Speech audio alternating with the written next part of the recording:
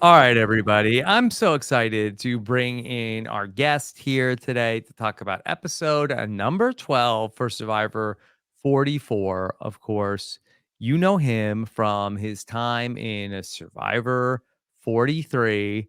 He is in my opinion, I think one of the most beloved members of the Survivor community at this point. Please welcome in the great Sia award winning Owen Knight. Hey Rob, that's so nice of you to say. I appreciate that. I mean, I'm good in Sia's book apparently, but no You're man, good it's at been so everybody's fun. book. Oh, thank you. Yeah, no, I mean it's been really special this season, getting to travel to some of the watch parties and meet more fans, meet more past players, and You're all really over the feel place. How like many cities have embraced. you been to watch Survivor this season? Oh goodness. Well, I went to see you in Raleigh. That was a Yes, heck of a lot of fun. Got to one. stay at Jesse's house and meet the kids. That was great. Yes, big I went to sleepover. big sleepover. Went to Atlanta twice to go to Ron Clark and to Bryson Wendell. And then I was just in Did you stay there Philadelphia. the whole time, or did you go back? Because it was No, I back to went back back week. and forth. Oh The my Ron god. Clark thing materialized late. That was just kind of unlucky. That was 3 weeks in a row, actually. So that was hectic. Yep. But then I was in Philly with Bryson Wendell. I had a wedding this past weekend in Maryland. So we flew up a day early, took the train down. It was great. That was a blast. And I got to meet Yes. Sari. Oh my Yes, God. That I was, saw the pictures. oh my goodness. I And I know you're lost my headed to the mind. finale as well. So boy. All over the place. I'm You're, putting that seed of money to work, I guess. yes, I guess so. This travel is sponsored by Sia. So all right, well, we've got a lot to unpack as we head into Wednesday's finale. How are you doing? What's new with you? What's new with me? Well, working on planning my own wedding. As Yes. some people know, my fiance Sammy and I got engaged right before my season started.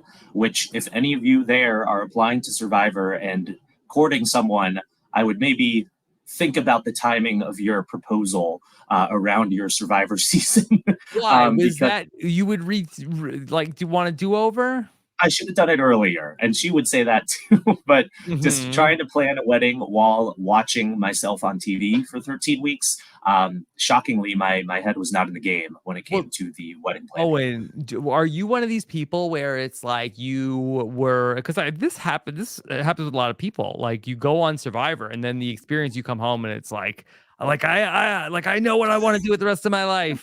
Man, like Sammy, marry me. No, no, I did not pull a Maddie Whitmore. No, Like that was not. That was not me. I'm Had full all the tilt intentions boogie in all before. aspects of my life. Full tilt boogie. Oh my god. No, no, no. I just didn't have my shit together, basically, is long and short of it. So yeah, just do it before. Don't try to plan a wedding while you're watching yourself on Survivor. But yeah, that's coming together. And yeah, traveling's been great. Work is going well. I got a promotion recently, so that's been Oh, going well. Yeah, thank you. Yeah, so I'm now the director of communications and marketing for the admissions office. So now I'm overseeing a lot more of okay. our, videos, print, student search, a lot more like big picture type stuff, which is exciting. So it's been good. Life is good. Okay, how useful is your marketing skill set in terms of applying it to Survivor? Oh, Not I didn't applying market. to Survivor. Yeah, yeah. Well, it didn't market myself very well at Final Tribal, but Mhm. besides that, I do think my career was pretty relevant to Survivor. I talked about this in my casting process a lot, just because I'm dealing with a lot of different people, and I think the main thing that I related to the game was that the power dynamic shift a lot in an admissions office, because at the end of the day, it is very transactional. I know these kids want something out of me. They're trying to suck up to me to get into Tulane, but at certain points, I'm the one pleading and begging them to come to our school. And it's this really stellar student that is getting into Ivy League schools and all these places. And I'm trying to, steal them away to us. So it's fun. And it, like, every day is different. Every relationship is different, interactions. And, it can become very personal, even though it is at its base transactional. So I think it was pretty relevant. But the marketing stuff, I don't know. It just helped me, just I don't know, my just the way my brain works. I think it allowed me to connect with people, and it was fun. I mean, I think overall it was really helpful.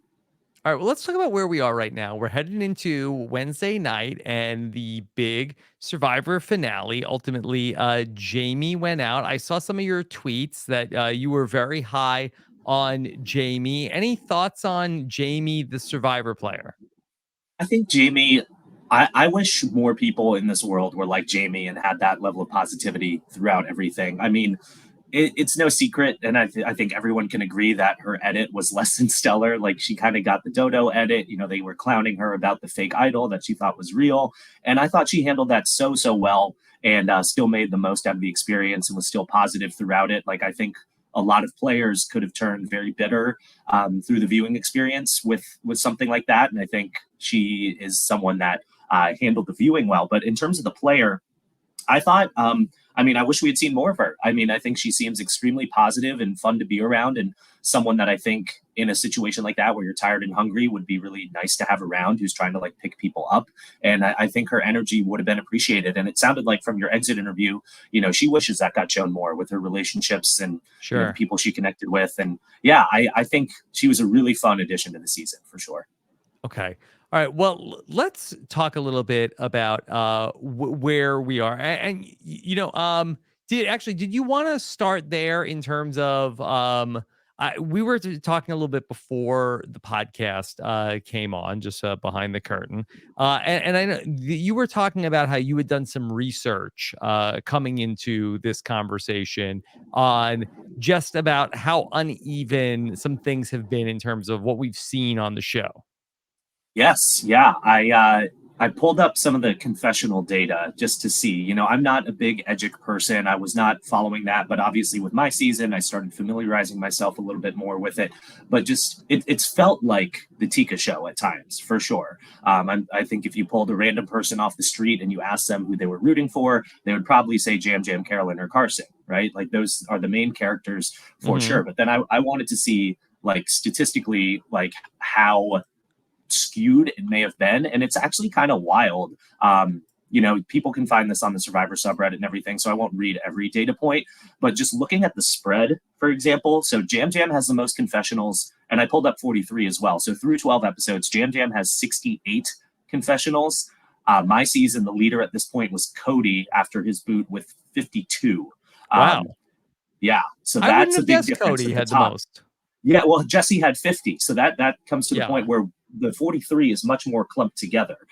So we've got Jam Jam at 68, and then Lauren is all the way down at 26, and Heidi's at 27. So they're both right there at the bottom in Yeah. the game and on this spreadsheet. But then us, we had a spread from Cody at 52 down to Cassidy at 30. So we had a spread of only 22, but you look at the difference between Lauren and Jam Jam, it's 42 different. And last point on the confessional count, it's the average difference for 43 that between you know Jesse, Carla, me, Gabler, and Cassidy compared to the number Cody had.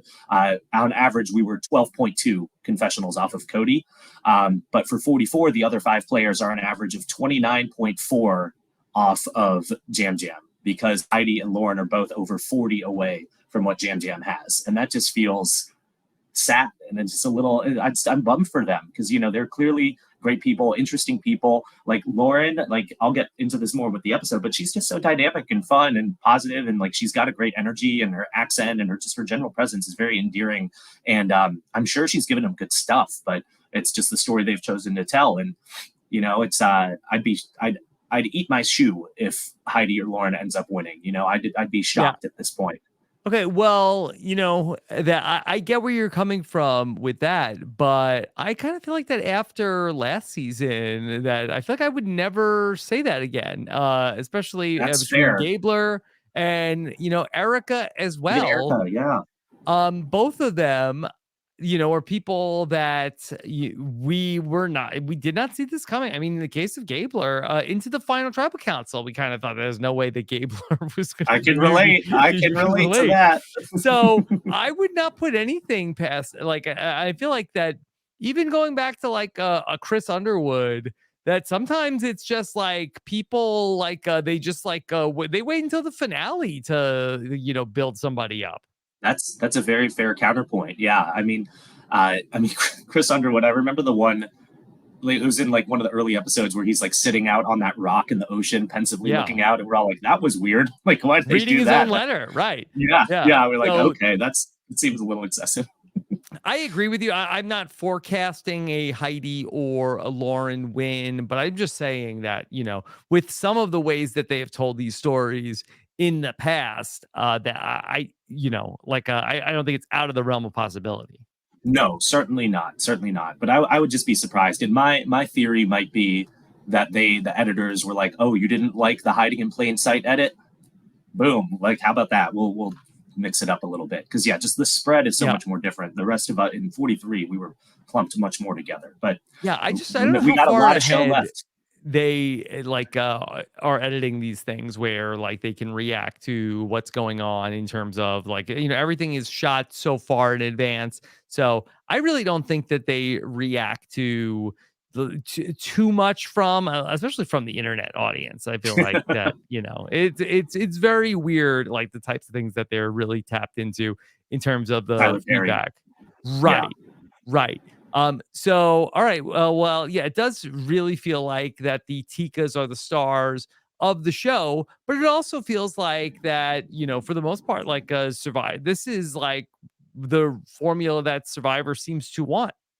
Yeah, yeah, no, I agree. And I mean, come on, you've got these golden characters that are so dynamic and fun to watch, and their confessionals are all funny and insightful. They've got a good grip on the game. Like I'd have a hard time cutting anything they're saying, so I don't blame them whatsoever.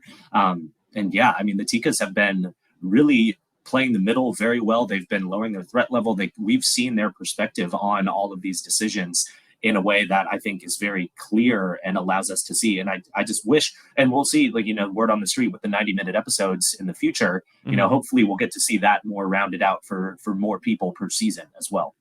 Yeah. Okay. I do want to talk more about the 90-minute episodes in a little bit, but I want to go back to the tribal council from Wednesday night. And I think it was very interesting. First off, were you faked out? Did you think that Carolyn was going to be going home at this tribal council?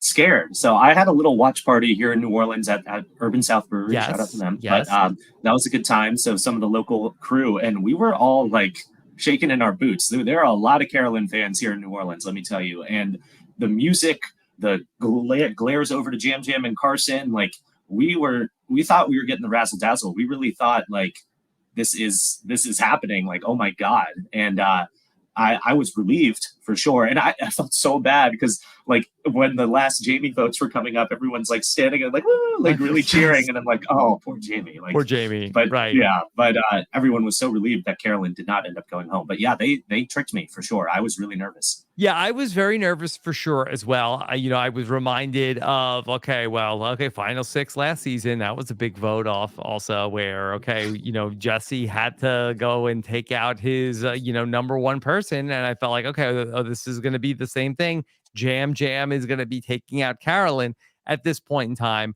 And even at tribal council, that Jam Jam's answers did seem to very much fit in along with like a night where he was going to vote out Carolyn. And Definitely. I was thinking about this morning as I was looking back over this, and I feel like that this to me, Owen, go back to the tribal council where Sarah went home. We've seen this Jam Jam and Carolyn playbook before. That this is like Tika, like classic Tika tribe. They go to tribal council and they're doing like a whole play in front of everybody, and we fell for it. Yeah, no, that's a very, very fair point. I think the difference with this one, though, or at least based on Carolyn's body language, is that she didn't know it was a play. Like, it cuts You to the think sound so? from. See, I feel like that last time that it was like a play that maybe went too far, and Carolyn like was actually annoyed, and then things got kind of out of hand. In this one, I think that they both were in on that. It was I guess I wonder because Carolyn's like at the end of the tribal council was like, guys, what the f? Like, did she know that she was going to be the name that Lauren and Jamie were writing down? And was she surprised to hear that? Yeah, well, as someone who is no stranger to cursing, to me, after rewatching, it made to me seemed like a what the f just happened more so than like a what the f guys, how could you do this to me? You know what I mean? Like I Hmm. think it came off more from a place of like, whoa, that was wild. So I don't know if she knew for sure what was going on, but like just looking at her facial expressions, like obviously Carolyn is a very emotive person.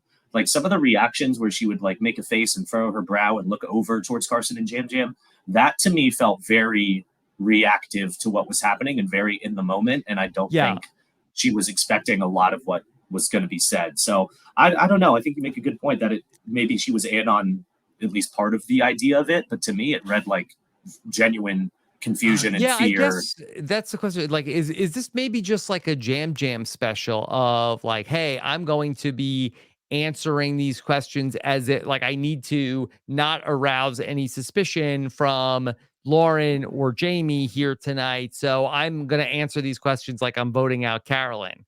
And Carolyn, I do wonder if she was in on the plan that Jam was going to be acting as if he was voting her out at that tribal council, which in like thinking it through should have been a tell to Jamie and Lauren that Jam actually wasn't voting out Carolyn at that tribal council. Because if you were voting out Carolyn at that tribal council, you wouldn't be answering the questions as if you were voting out Carolyn.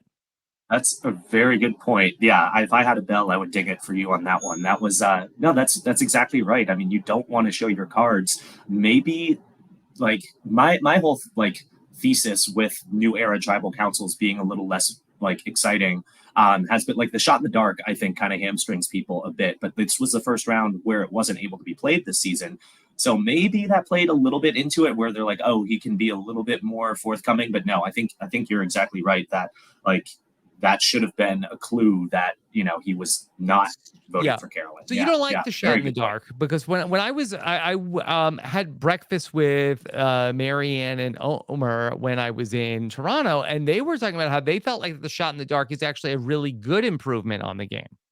No, I wouldn't say I don't like it. I just think, I think the questions, I think Jeff is doing a really good job this season asking more pointed questions that are harder to dodge. Like, I don't know. And obviously, it's hard to remember exactly what questions were asked during my tribal councils, but I feel like a lot of them were a bit more like floofty in terms of like the social contract Yeah. and the general vibe of the tribe, and much less like, hey, Rob, who's pissing you off? Like it's definitely. I think he's threading the needle much better, which is why I think a lot of the pre-merge and early game tribal councils were a bit more exciting. And I think part of it is this cast just being a little bit more electric and willing to send it, which I respect immensely. And yeah, no, I don't hate it because I do think it is an interesting mechanic. I think it's fair that everyone has one, blah blah blah.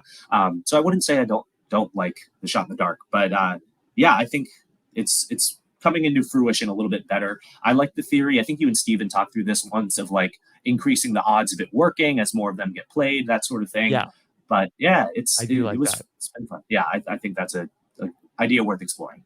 So as somebody who played in the new era, this is something that I've like been wondering about for a while. When you are out there, do you feel like, oh my God, well, I guess this comes up a lot of tribal council, but do you feel like that is the game, their game is so complicated, it's so complex that I am like so confused about everything? Like where we talk about like as the viewers complain, or like when you are out there, is it just it's complicated? But it's not so confusing and it's like still pretty awesome for the like the game that's happening that's out there, and that Survivor might just have a problem with like things are getting lost in the translation between what the experience is like over these 2 days versus like how it comes into a 42-minute episode. Yeah, really good question. I think much more the latter for sure. Yeah. I mean, obviously, you're asking the wrong person in terms of like knowing what was going on at all times during the game. But I think for me, it did feel a little bit more like simple than it comes off on television. It's not like you're thinking, well, what if this, what if that, what if this, what is that? Like it's you don't have enough time to worry about every permutation of what happens if they play their shot in the dark and then this idol. What if they Yeah. found the merge idol? What if this happens? What if that, like you could try to run all the scenarios, but really you can only get a few layers deep before you start losing your mind and you start running out of time Right. because yeah, those afternoons after a challenge, you might have maybe 4 hours. It's hard to know for sure, but it's not a ton of time to like make your rounds and talk and go through your fight plan. And I really appreciated this episode too. Quick sidebar, like when the certain clumping of people were together, it's like, yeah, I guess we'll just vote Heidi. Okay, bye. Like they just, they Hmm. just kind of went through the motions of saying that, but that's what you have to do. And so, no, to me, it felt a little bit more like, here's the battlefield, here's the people I want to work with, here's the opposing side, how are we going to make this work? And maybe that was part of my downfall strategically, is not being able to see too many layers deep. But I don't think you've got the luxury of going into like the whiteboard of it all.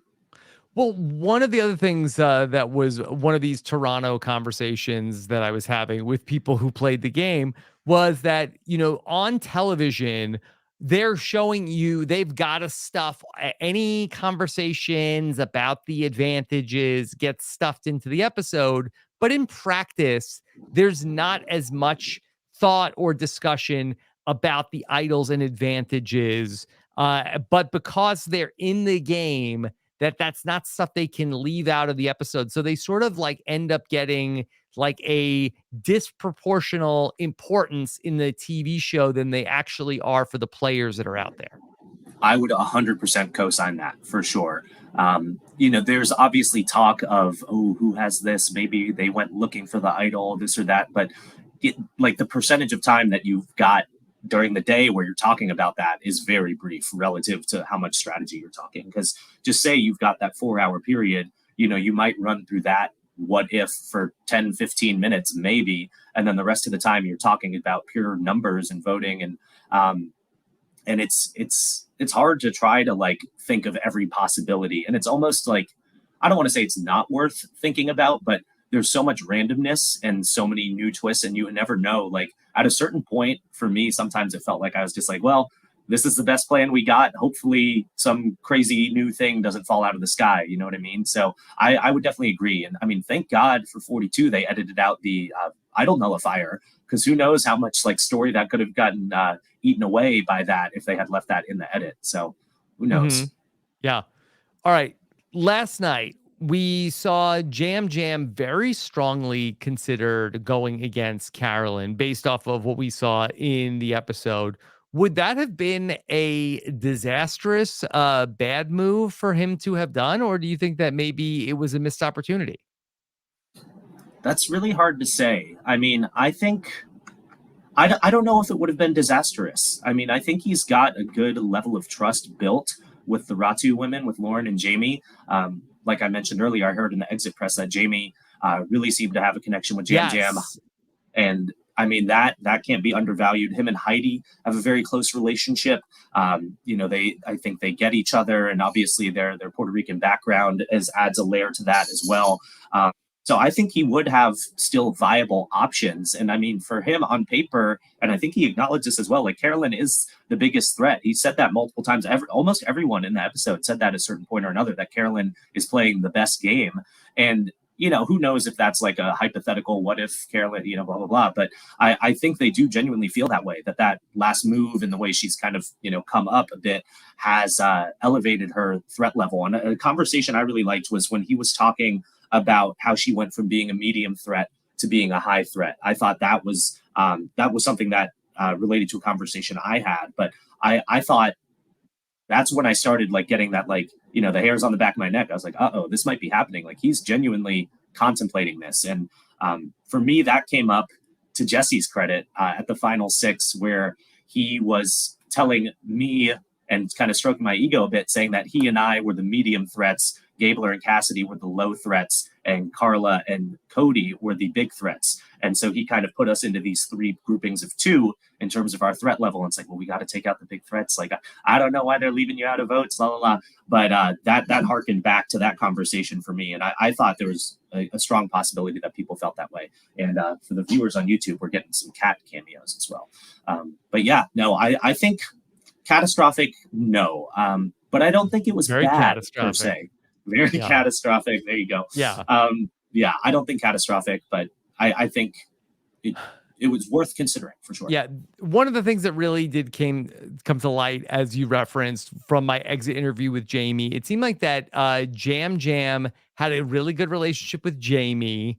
We suspect Jam Jam has a good relationship with Heidi, and Lauren and Carson seem to have a pretty good relationship. And so there was this idea of a four of Jam Jam and Carson and Lauren and Jamie as a four potentially. So if you take out Carolyn now, I think that Jam Jam probably feels like, okay, well then Heidi will vote with us at the final five, and then we could take out either Lauren or Jamie at five. I agree. I definitely agree. I think he sees options for himself. Like much like Gabler described, how he had multiple ways to get to seven, Yeah. to five, to three. I think Jam Jam did have that potential, and I'm a little surprised because I think again on paper it might have been perceived to him as being an easier road if he would have kept Jamie around and got rid of Carolyn. I think he felt not intimidated, but a little bit more dubious about his prospects of beating Carolyn at the end compared to a Lauren or a Jamie. So I think ultimately his heart did win out. And I think a big conversation that swayed what ended up happening was his conversation with Carson, where Yeah. Carson said that he was his number one and that they wanted to do it together. And I think that definitely played a part. And I think ultimately, I'm curious if Jam Jam feels that way. To me, the way the story was being told in his confessionals, to me, it felt like Jam Jam viewed Carolyn as his true number one, as his number one. Carson views Jam Jam as his, so they kind of have this triangle going. I think just ultimately it was just too big a pill to swallow. Yeah. What do you think Carson said to Jam Jam to basically get him back on board with keeping Tika strong? That's a really good question. I mean, I think, Because Jam Jam seemed to really want to do this. yeah, I 100% agree. I think he was very, very seriously torn and considering it. I think one prospect that I probably would have tried to pitch if I was in Carson's shoes was just like the whole narrative and the whole journey and the whole like we are doing this. We came in down 5-4-3.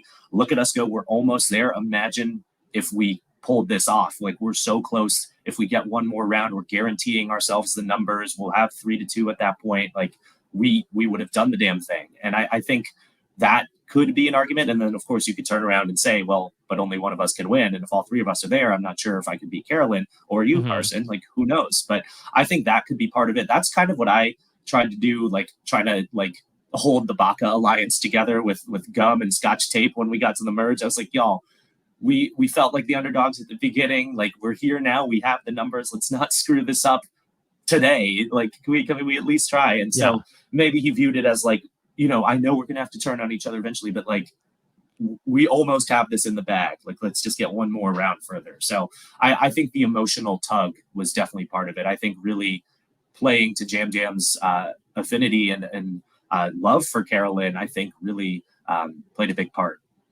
Do you think that the Tika 3 is going to have like long-term implications on the game in that you think that maybe that like there might be a group of people who are sort of like simpatico pre-merge and that group might try to like stick it out for as long as possible? I think yes. I think yes. I think they're proving it can be done. I think they're proving that, well, not proving quite yet, but it's looking strong based on our edit conversation earlier.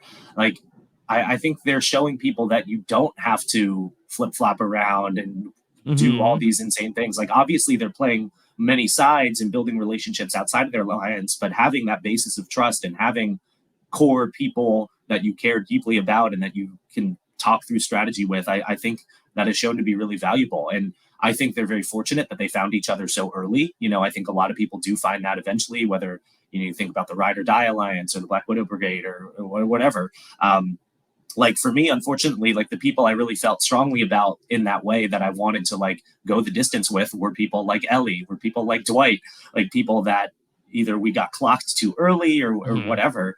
But yeah, I think it does have some reflections on kind of the meta of the game, because I was thinking about this the other day. I have this cracked spreadsheet of all my like season watching order. I was going to ask you about that, the Owen Survivor Viewing Guide.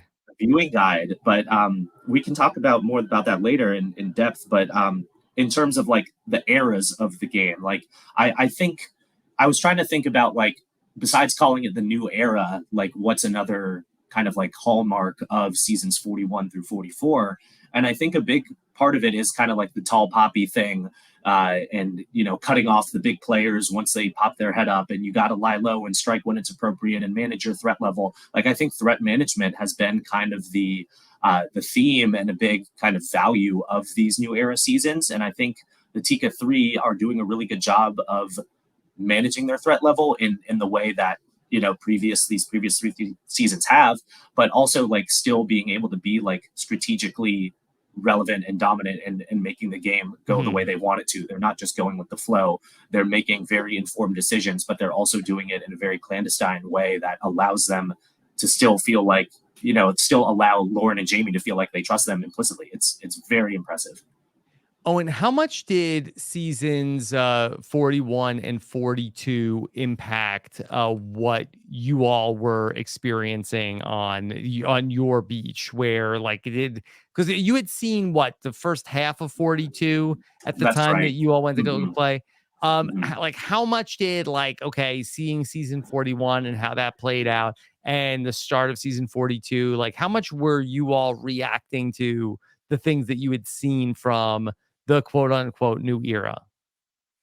I think quite a bit. I think the whole idea of the big threats getting taken out was part of the social contract of my season for sure. I think that was something that uh, becomes an easy thing to bond over. I think that's something that, if especially in the early days where you're just playing anybody but me, please don't let me be first boot. You want to just get any name out there possible, and just to be able to say, like, oh, this person is dangerous, this person's threatening, this person's so smart, just to cast a shadow onto them, I think is very applicable. And I appreciate. I was thinking about that too. Like, not that I've rewatched Island of the Idols, but I remembered that I think it was Ronnie who said like Elaine, if she gets to the end, she's gonna win this game, and that kind of did become kind of the headline about Elaine towards the end of the game. But he identified that early, and it didn't work out for him. But I think in He 43, that was clocked something it. we thought about. Yeah, he clocked it exactly. But yeah, just thinking about the style of game Erica was playing, like we because we hadn't seen Marianne pull it off, obviously. So just thinking about the way Erica won, we're like, oh wow, like Shan and Ricard, they dominated early, but then they got picked off. Like I can't be Shan, I can't be Ricard. I got to lie low a little bit and manage this thing. And it was funny because, obviously we'd be having conversations about 42 because we knew it would be airing after the season was over. And we would just be saying, we'd be goofing around, just being like, wow, I can't believe Tori won. Wow, I can't believe Jonathan won. And we would just like insert different names in just in case they like would want to use it or whatever. But that was just a funny, like, it was weird not knowing how it ended. I wish we had seen it. Yeah. Um, in my own experience, I remember not knowing how Survivor Thailand had ended, Owen. Oh no. You didn't get to see the Iceman finish his business trip? I got to see it when he came home. That was in both of my Survivor stints.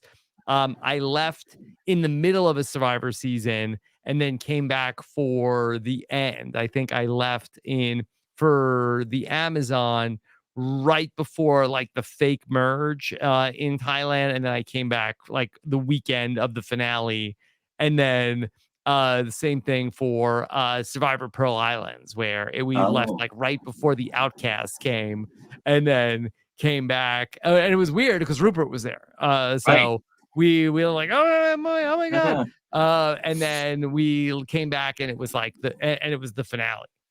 Wow. Wow. That must have been Mhm. trippy. Like that was I binged the end of 42. Like I had a 30-hour travel day coming back from Fiji, and I finished 42 on those flights. And it was such an out of body, weird, loopy experience. I would Right. not recommend it to anyone. But yeah, coming back after you've played and like finishing a season you had started, very, very weird. And I It certainly is wish weird. yeah, I wish I had seen Marianne's final tribal before I went to final tribal, but Why? What would you that's have done differently? I What would just you have I wish said? yeah, I just wish I was a bit more impassioned. I wish I had said, not necessarily like yelled at them, but I've been like, y'all tried to get me out since the final 13, 11. Like I've been targeted, I've been boxed out, like I've been declared irrelevant. Like and I'm here and your asses are over there. Like I wish I had been a little bit more pushy and aggressive and not as deferential and self-deprecating. We talked about this in my exit press, but I think what I had said at the time was like I was a bit more self-deprecating rather than self-aware. Like I think the energy level was a little too low. Ultimately, I don't think it made a difference, and like it's not the end of the world. But just watching it back was still really tough. But yeah, Marianne, I mean, she had such a great final tribal, and I think thinking about 44, the people left in the game, I think any of them could make a really compelling argument. They're really like strong speakers, big personalities, and I think having seen 42 come to a close, I think they've seen a really, not to say Erica's wasn't, but I think Marianne really leaned into her arc. I think she used her idol that she didn't play really well. And so I think regardless of how the combination of people at the end there is, I think we'd be in for a good show.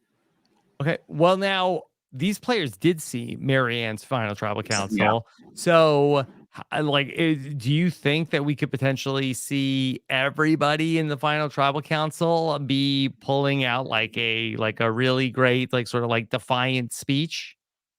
I think they could. I think they could. I mean, not to say all of them have had that arc necessarily, but I mean, I think any of them could pitch at certain points of their game things going awry or them being down on the numbers and having to, you know, put the pieces back together. I think that kind of resilience that whether you're the underdog the whole time or you've had moments where you're towards the bottom, whatever it might be, I think that is a very compelling narrative to try to spin. And I think anyone left in the game could have the skills to put it together. And they've all certainly had points. Like just on my other screen here, I've pulled up like just the voting, how things have gone. And, you know, Heidi's had some hiccups along the way. Jam Jam got all those votes early at the merge. Like Carson has like, you know, been able to wiggle the middle very well. Gastrointestinal distress. Yeah, so yeah, those peanut butter and jellies really hit our boy hard. So yeah, I think any of them could spin together a pretty compelling speech, and I'm excited for next week for sure. Let's take a little bit of a break of talking from the people headed to the final tribal council. I want to ask you, Owen, because last night we got our final six reward challenge, and it Bro, happened to be a reward challenge that you participated in, hmm where you successfully led your team of you and Cody and Carla through the obstacle course and then through the table maze to ultimately go off to have reward at the sanctuary good things happen. where good things happen. My first question for you that I have is going back and watching that. Jeff says, all right, let's draw for spots. Okay. Do you draw for spots about who is going to be the caller in the ball, or do you get your team and then you all work that out? The latter. So yeah, we reached into a bag and there were blue and red rocks in there, and then we had our three, and then we had to decide amongst ourselves. And I originally didn't want to go in the ball. I think we were between me and Carla being in the ball, and both of us were being like, if you want, if you don't want to, if you don't want to, if you don't. And then eventually I was just like, fuck it, I'll do it. And that's a little bit of a regret of mine, like with the puzzles earlier in the game, like things like that. I wish I had stepped up a little bit more, but I think in the early game, I was so nervous about screwing things up that I didn't want that to be the reason to put a target on myself. But at that point in the game, I was like, you know what? Like, yeah, I think I can do this. And honestly, I was like Jeff. It didn't make the edit, but Jeff like gave me a compliment at the end. He's like, "Oh, and really clear and good communication." And I was like, that is not what I'm known for necessarily. So I'm famously bad with directions. Like I've said a million times, if I ever was on The Amazing Race, I would do terribly. Like that is not my skill set. Like driving in a car, I get flustered. Like Sammy, my fiance, just like whenever we're done, she's always like, like grabbing on the sides. Like I'm not a bad driver, but just my directional ability is just, it's not my forte. So I was really happy to win that one. But that I at the party last night watching the episode, I yelled at the TV when I heard that they were getting foot massages and sandwiches, because that is a hell of a lot better You than got what we got. iced coffee, iced tea, and pastries. Yeah, it was not good. It was not good. Like it was fine. It was a sugar rush. It was nice. You saw Cody doing his little dance, and we were all, on cloud nine. He was, we were on jet fuel. Yeah. But Cody said that the coffee really screwed up his game. yes, it did. None of us slept that night. The night we got back to camp, we're just like, like we could not calm down. And we all slept on the beach that night. We used one of the tarps as kind of like a blanket and like sand thing. And the crabs were kind of bad that night, but I just my mind could not stop racing. And every 45 minutes or whatever, it felt like I just like Carla and I could hear her stirring and just like, Carla, are you still awake? She's like, yes. Like we were both Yeah. so annoyed. And then you saw like in our final six immunity challenge, Carla's hand ended up cramping up. Cody was what, 2 seconds behind Cassidy. Like without that coffee, there's a very good chance Cody wins that challenge, right? Yeah. Like so I'm And there was happy. like some unforced errors also at that final six from Carla and from Cody as well. So you Yeah, could certainly like link it back to a sleepless night due to excess iced coffee. definitely, definitely. I mean, I forgot my You key should have on brought my this up at ring. the final tribal council. Like That's I directed the two biggest threats, Carla and Cody. I brought them to the sanctuary where bad things happen. I I fed sabotaged them. the. I fed them coffee all night long so they couldn't sleep. Oh my god, I should have. Ah, that's great. Oh my god. Yeah, that it really messed us up, man. And I like I said, I yelled at the TV when I saw, and I also kind of got sad last week when someone was asking me about rewards or like, oh, do they still like let you go to a school and like bring stuff to kids? I was like, No. no, they kind of got rid of that. And I was thinking like if I had won the final six reward and then the final five immunity plus reward in a 39-day season, I could have gone to the damn Great Wall of China. I could have done all this cool stuff.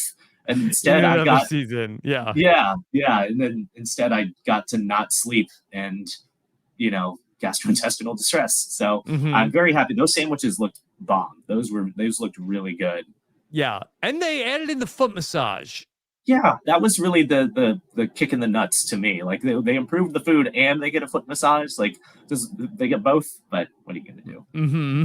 Yeah. That seemed wild to me. That just seems like that it's the new era. Okay. You get a sandwich, you get like very meager rewards. It seemed like odd that we like, okay. And then also today, a foot massage. Yeah, yeah, felt a little out of place there, and Just seemed plus random. it just felt very random. And then them greeting them on the stairs and everything, like it was nice, and I appreciated that they showed Lauren in the edit, like giving some deference and some respect to those women for taking time to do it. But yeah, it felt a little just out of place. Like picnics are not famous for the massage train after, right? Like that's not like a classic Hmm. combination. But yeah, I'm happy for them. It seemed like a great reward, and they Yeah. got to sleep that night. Yeah, so good times at the sanctuary for the people that won the reward here in this episode. Carolyn, when Jam Jam returned from the sanctuary, she said, "Jam Jam, I want you to burp in my face so I can smell your burp." Oh, and was this something that you ever thought about when people went on rewards? No, it was not. I After my steak reward at the final five, I was burping quite a bit, and I felt disgusting. But I was like, I can taste it. But that is very different than if I had asked someone else to burp in my face just to try to smell it. That is a whole different story, and it reminded me of Nalia with her mint coming back Yes. in Yes. and trying to pass that around, and that almost I think would be more appetizing than Jam Jam burping in my face. And I loved that he burped in his confessional. That was gold. We were in stitches Yeah. watching that, but Well, no, that this did was not cross my sort mind. of the opposite of the thing with the mint because this was Carolyn was like, "Hey, Jam Jam, can you come and burp in my face?" This would be like if Sean or and V were like, "Hey, Nalia, can we have your mint that you have in your mouth?" She would have been like, "Oh, okay, sure, here, have Sure, it." here you go. She That's a really good volunteered point. it. That would be like if Thank you. Jam Jam said, "Well, I can burp in your face if you want that."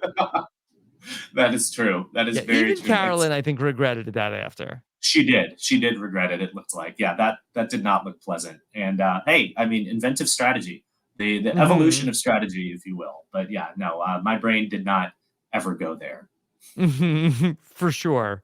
For sure. Absolutely. Also, Owen, as we're talking about the challenges, then Last Gasp returned Last gasp. again. That What was do you fun think to about watch. how Jam Jam did as the winner of Last Gasp? We were with Carla the night that he won it. But what did you think about Jam Jam? I was super happy for him. Watching his celebration was incredible. I mean, he was dancing around. He was so happy. And I mean, Last Gasp to Me is such an iconic challenge. Like it really is like it could be on a Survivor poster. Like it's one of those images that I think really like encapsulates so many of these things, and it's, you know, the Netflix cover photo, blah blah blah. And so for him, I don't know if everyone knows this, Jam Jam is one of the biggest super fans on this whole cast, He is. right? Like he is a die hard super fan. Like I know how much that meant to him, so watching that was beautiful. But I'm curious how it was different, because their tide looked more consistent than ours did, because ours, we got submerged way deeper than they ever did. But it, you know, it ebbed and flowed, and like our arms were covered. I don't think theirs, at least were shown to be. And I mean, I not gonna lie, I was very happy that me and Carla's record still stands. Like that's How I don't long did know, you go? 2 hours and 50 minutes. Oh, So 2 hours and 50 minutes. How long did Jam Jam go? I think they went about between like an hour and a half and an hour and 45, somewhere in Okay. that ballpark. So like pretty significantly less. But I think obviously the tide being different and all of that, like I'm not trying to say like I would have definitely outlasted them or whatever, but it is still kind of fun to have the footnote of that being for in me and Carla's name for at least the foreseeable future. But he cracked me up with his comment about his fat fingers, and he looked very serene. And I died when Danny had to like cannonball on him to like make sure he knew how that went. But that was surreal to watch. I mean, it was I was at the Bryson Wendell party in Philadelphia, so there was a big crowd, and you know, people were looking at me, and I was just watching and taking it in, and it was very cool. It was fun to watch. I sent him a little voice note after, and I sent a video of all the crowd. The crowd was chanting for him and everything, and so it was cool. Can you talk a little bit about what is the effective strategy for Last Gasp? Do you feel like there is Definitely. one?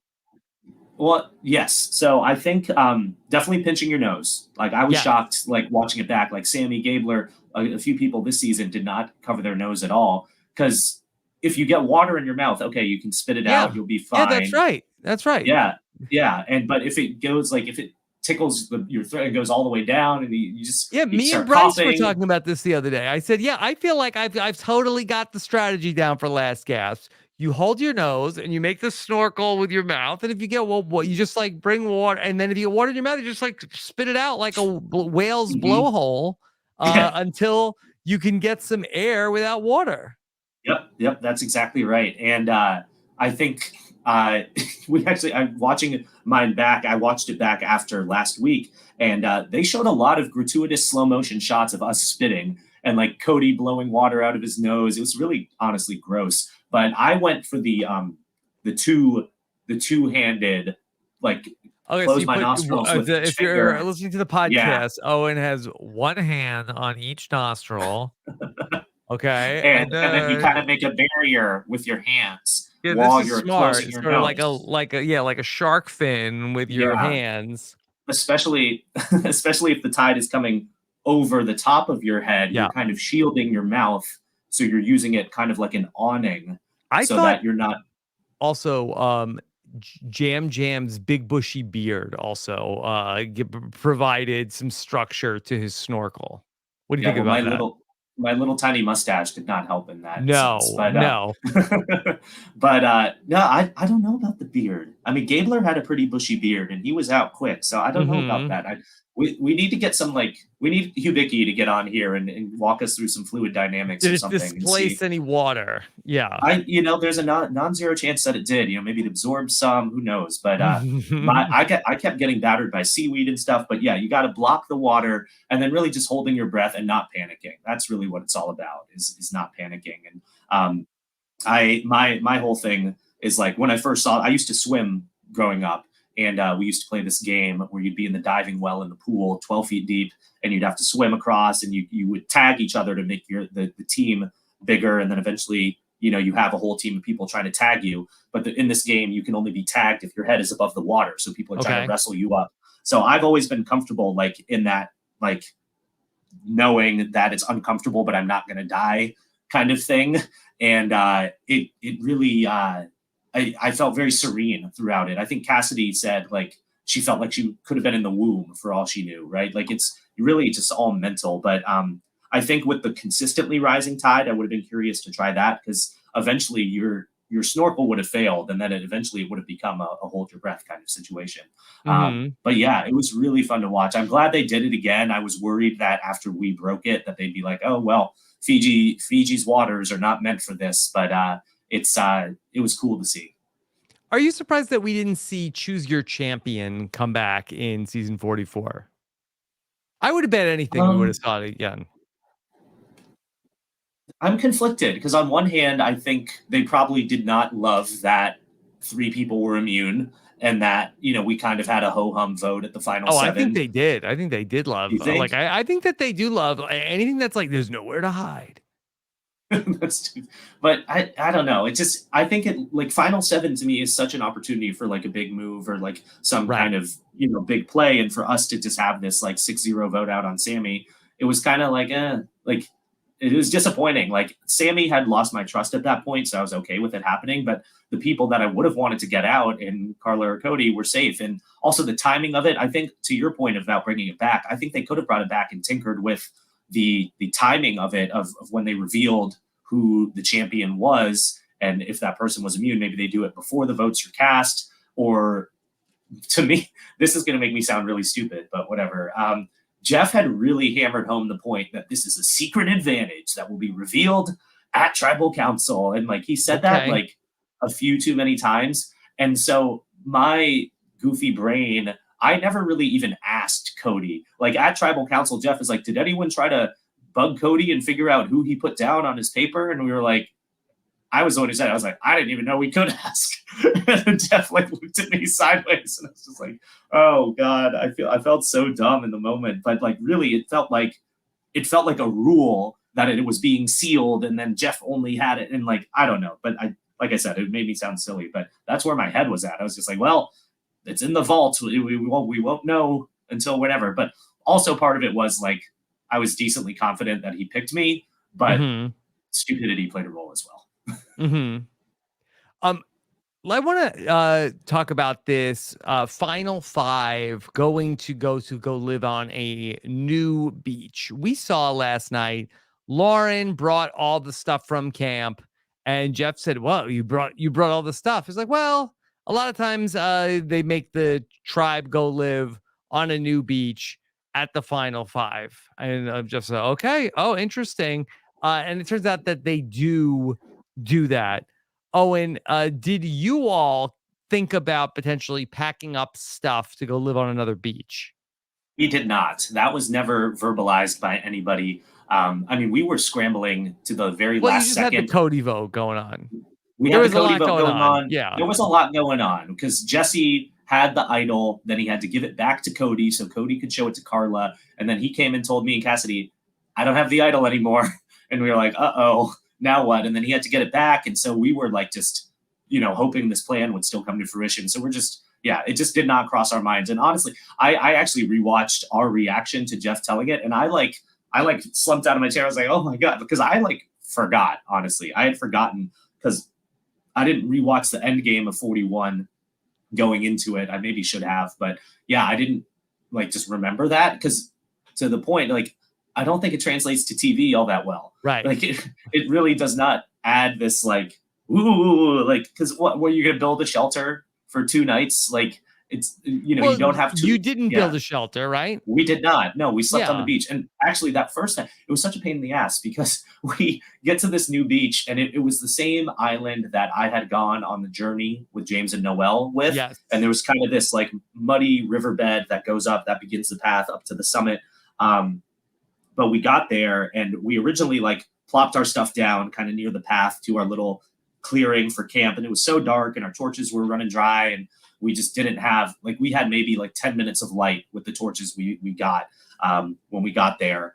And we weren't able to start a fire. We couldn't see a thing. So we just all laid down on the beach. But then we didn't understand the pattern of the tide at this new beach. And so we ended up all getting wet and like waking up and like having to move our camp. And then I suggested the little lead in to the trail to the mountain. And even though it had previously been muddy, it wasn't.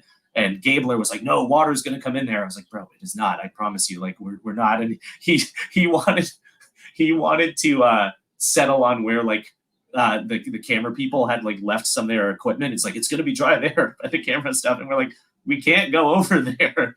Mhm. And so I ended up getting cross with everyone because I'm like, I'm going to sleep here. It's fine. It's not going to get wet. And then they went even further away. So that just ended up being just such a thorn in our side. But they didn't show any of that. Like that actually caused a little bit of drama and discourse and like interpersonal conflict between our five. And we weren't able to like celebrate an epic move. Obviously, Carla was really upset and she was still really dehydrated. We didn't know where the water well was. So it just ended up being just like, for why? Like, why are we doing this? And I get it. It made it harder. It made us cranky, and I get it. But at least, Mhm. like, maybe with the 90-minute episode, you'll be able to show that a bit more and kind of some of the fallout and show that it does add some Well, Owen, difficulty. I feel like that's already going to be the north same length. It's the finale. They're not going to. It's not going to be a like a 4-hour finale episode. Oh, that's a good point. Yeah, I guess they wouldn't show the fallout after. Yeah, so and you don't want to. Well, they do open episodes with night shots, so maybe they could. But yeah, you're right. It wouldn't add any more. So I guess Okay, they won't do that. Man. let me run a theory past you. Okay. Let me. Okay. I got this from somebody else on Twitter, but let me give it to you from a reputable source. Ricard Foyer of season 41 said on Twitter today. He has a theory about this. He said, I truly believe the new camp at Final Five is just a way to start revamping our old camps for the new season that starts filming like 13 minutes after we film the finale, but they do it for both seasons to keep it consistent. Hmm. That's an interesting thing. I get that for the odd numbered seasons where they're turning it around and filming 44 right after 43. Hmm. And I guess for the sake of fair, he makes a good point. He makes a good point. Yeah, because then they would have to clear out the whole merge shelter, which is like 13 people big. I could see that being a thing. I could definitely see that being a thing. Do they Like the have to clean production. up the whole island if they don't get their deposit back on at the end of Yeah, the season? I feel like the financials are pretty squared away at this They're point with squared away. Fiji. They've Yeah. had a good long run there. But You know, no, I bet that's a good theory that it could have been born out of like the necessity of the COVID seasons of the really tight turnaround time, and then you can swing well, it they as first adding did it in difficulty. season 39. Oh, that's So right. That it is did right. happen on the Island of the Idols. So I'm not sure if necessarily like if it was, I don't think it was such a tight turnaround from Island of the Idols to Winners at War. So I don't know. I think it's Well, possible, but I don't think it's necessarily the reason that they do it. yeah, no, I don't know if it's the reason, but it's that theory has some legs. For Island of the Idols, am I did they go to like Boston Rob and I Sandra's think so. They island? went to the actual Island of the Isles because Boston And Rob had built like that. the, Allegedly, it built the whole thing all by himself. The 3-story they shelter. Nobody helped him, no one and helped him. nobody helped him, and he did it all by himself. And then they lived there, and then it was like an escape room. And that was, I think, actually probably like the best use of Yeah, like that segment where it was kind of exciting because they had to like go on like a scavenger hunt, and they got a new ultimately buff. they got a new buff. I Jeff has talked about this. Have you listened to any of the On Fire with Jeff Probst, the official Survivor podcast? I've listened to about half of them. Okay. And he talked about how that this was something that in the new era, they wanted the survivors to earn everything. And each phase of the game, just like Mergatory, and this is like have to earn the finale. You go to a new beach. That's all part of this same thing. And I don't think it makes sense, but I think it does sort of like at least it's consistent with the other sort of like wild ideas they have about getting to like having to do new stuff for each phase of the game. Yeah, it's on brand for sure when you're trying to think Hmm. about ramping up the difficulty and making things harder on the players to then like push you to your limits physically. So then mentally you're Yeah. struggling more. I get it. I will say another behind the scenes thing for 43 is they actually I think we had a pot and a machete there. We didn't get all the tools. We didn't have our hammer and like, a bunch of the tarps or anything like that. But in the pot, we discovered not we were fumbling around the dark. We're like, okay, there's a pot, a machete here. Is there anything in there? No, I don't think so. And then we never used the pot over those 26 days or the last 3 days. But then on day 26, we opened the pot and we realized there was a little more rice in there. Like they had brought our bag from the Gaia beach and put it in the Hmm. pot at the new camp. And we didn't see it. We didn't find it. We just like looked and we're like, it's an empty bag. Weird. And then we put it back in and didn't like stick our hand Yeah. in the bag because we were just So so like we could have made rice. flustered. We could have had some rice. We were running on fumes at the end there. It was really Hmm. dire. Like on the fire making practice day, we were really just like scrounging around for whatever like gross coconut we could find. It was tough. So it does add some like physical element to it, I but guess so. to the point of the Yeah. TV show, it's not being really translated. Well, what do you think about this? Because I feel like that part of this is also going to be like, all right, you're gonna do your word puzzle. Just you were practicing Wordle, and then you're gonna go out and go on a scavenger hunt. Is it sort of like an even playing field then to that point where okay, that there's going to be some players that have been on the merge beach for their entire game. If they bring you to a new beach, then is it a completely fair and level playing field for everybody to go on a scavenger hunt? They haven't already nobody has an inherent advantage about, oh, I know where this is.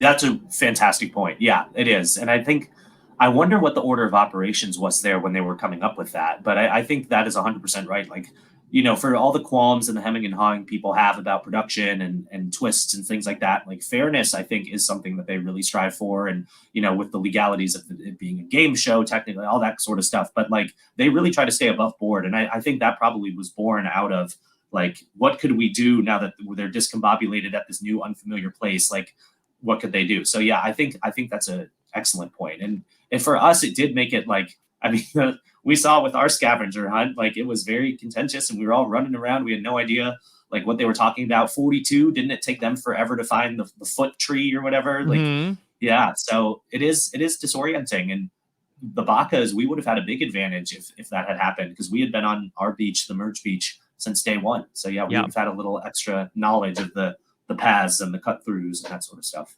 And then Owen, today on the On Fire with Jeff Probst podcast, Jeff gave an exclusive to the Survivor fans that he said that actually at the final five this season, where it has been a hint for an advantage in the challenge in seasons 41, 42, and 43, it is going to be an actual immunity idol at Oh the my god. final five. What do you think about that?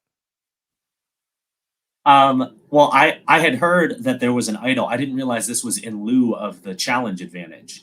So I wasn't sure I if they were believe gonna. that I mean, I'm sure I will get corrected if that's the case. But I feel like would that be crazy to do a hidden immunity idol and a challenge Both advantage? both would be too much. You're right. I hadn't thought too in depth about it, but that just In seems. season 39, I believe it was an idol Oh, it that was Dean okay. found.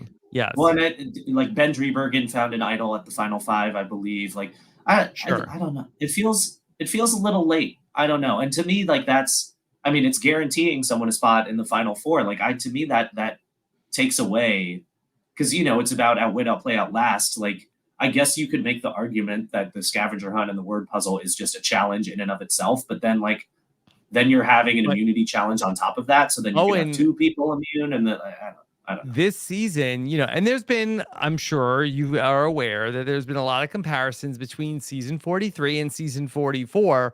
There I feel have. like the number one thing has been that there have been so many idols played in season 44, where in season 43, the only idols that got played that were at the final six, right? That we saw where Jesse played an idol on you to spring Carla playing the idol on herself to flush her idol, and then Jesse just played the idol on himself. That I feel like in this season, Brandon plays an idol for himself at the first tribal council.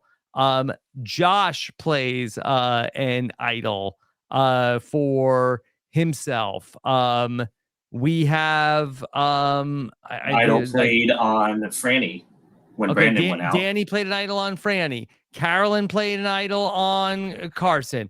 I'm sorry, Carolyn played an idol on Carson. Heidi played an idol on herself this week. And then presumably someone will find an idol. We will have our sixth idol play of the season, presumably. And did anybody get voted out with a real idol this season? I'm trying to think. I don't think Jamie thought Kane Jamie did. thought she did, and Yeah, Jamie Sarah thought thought King she did. did Yeah, too. Sarah Yeah, thought she did. yeah, But and no one actually did. ultimately, yeah, I just think that if Survivor had it like their way, I think they'd have an idol played at every single tribal council. Seeming like that, yeah. I mean, when you break it down that way, like looking back through the whole season, yeah. Because I think to your point earlier about there being no place to hide and like reducing the field, we saw that at the Matt vote out, where they are doing the split tribal again after the earn the merge. Like I Right. think they enjoy the small tribes, the smaller Yes, voting groups, and definitely. the shorter list of targets. I think they feel allows for more like inspired gameplay. It's almost like they're trying to replicate the final six as frequently as they can. Hmm. But then, yeah, adding all these idols, I don't know. For me, it's a little too much. I'm not like a hater of twists and things. Like I usually try to give it a fair shake and like be like I'm more of a Survivor simp than most of like the online community. I think, but yeah, I think 6 in 1 season. That's a lot. That feels Yeah, like a I'm not lot. even complaining. I'm just like sort of like noticing the trend here of how many idols got played in the season. I don't know what the previous record is for number of idol plays. I'm sure that there's people that have like Rob's fact checker probably has all this information of most idols played in the season, most idols played. I don't even like it's hard to even get into idols played correctly because you get into like muddy situations like Carolyn playing her idol for Carson, which technically did not negate the most votes, but could have been like a very effective thing for her game. So but as a matter of the idols getting played, this was the fifth time this season that we saw an idol come up.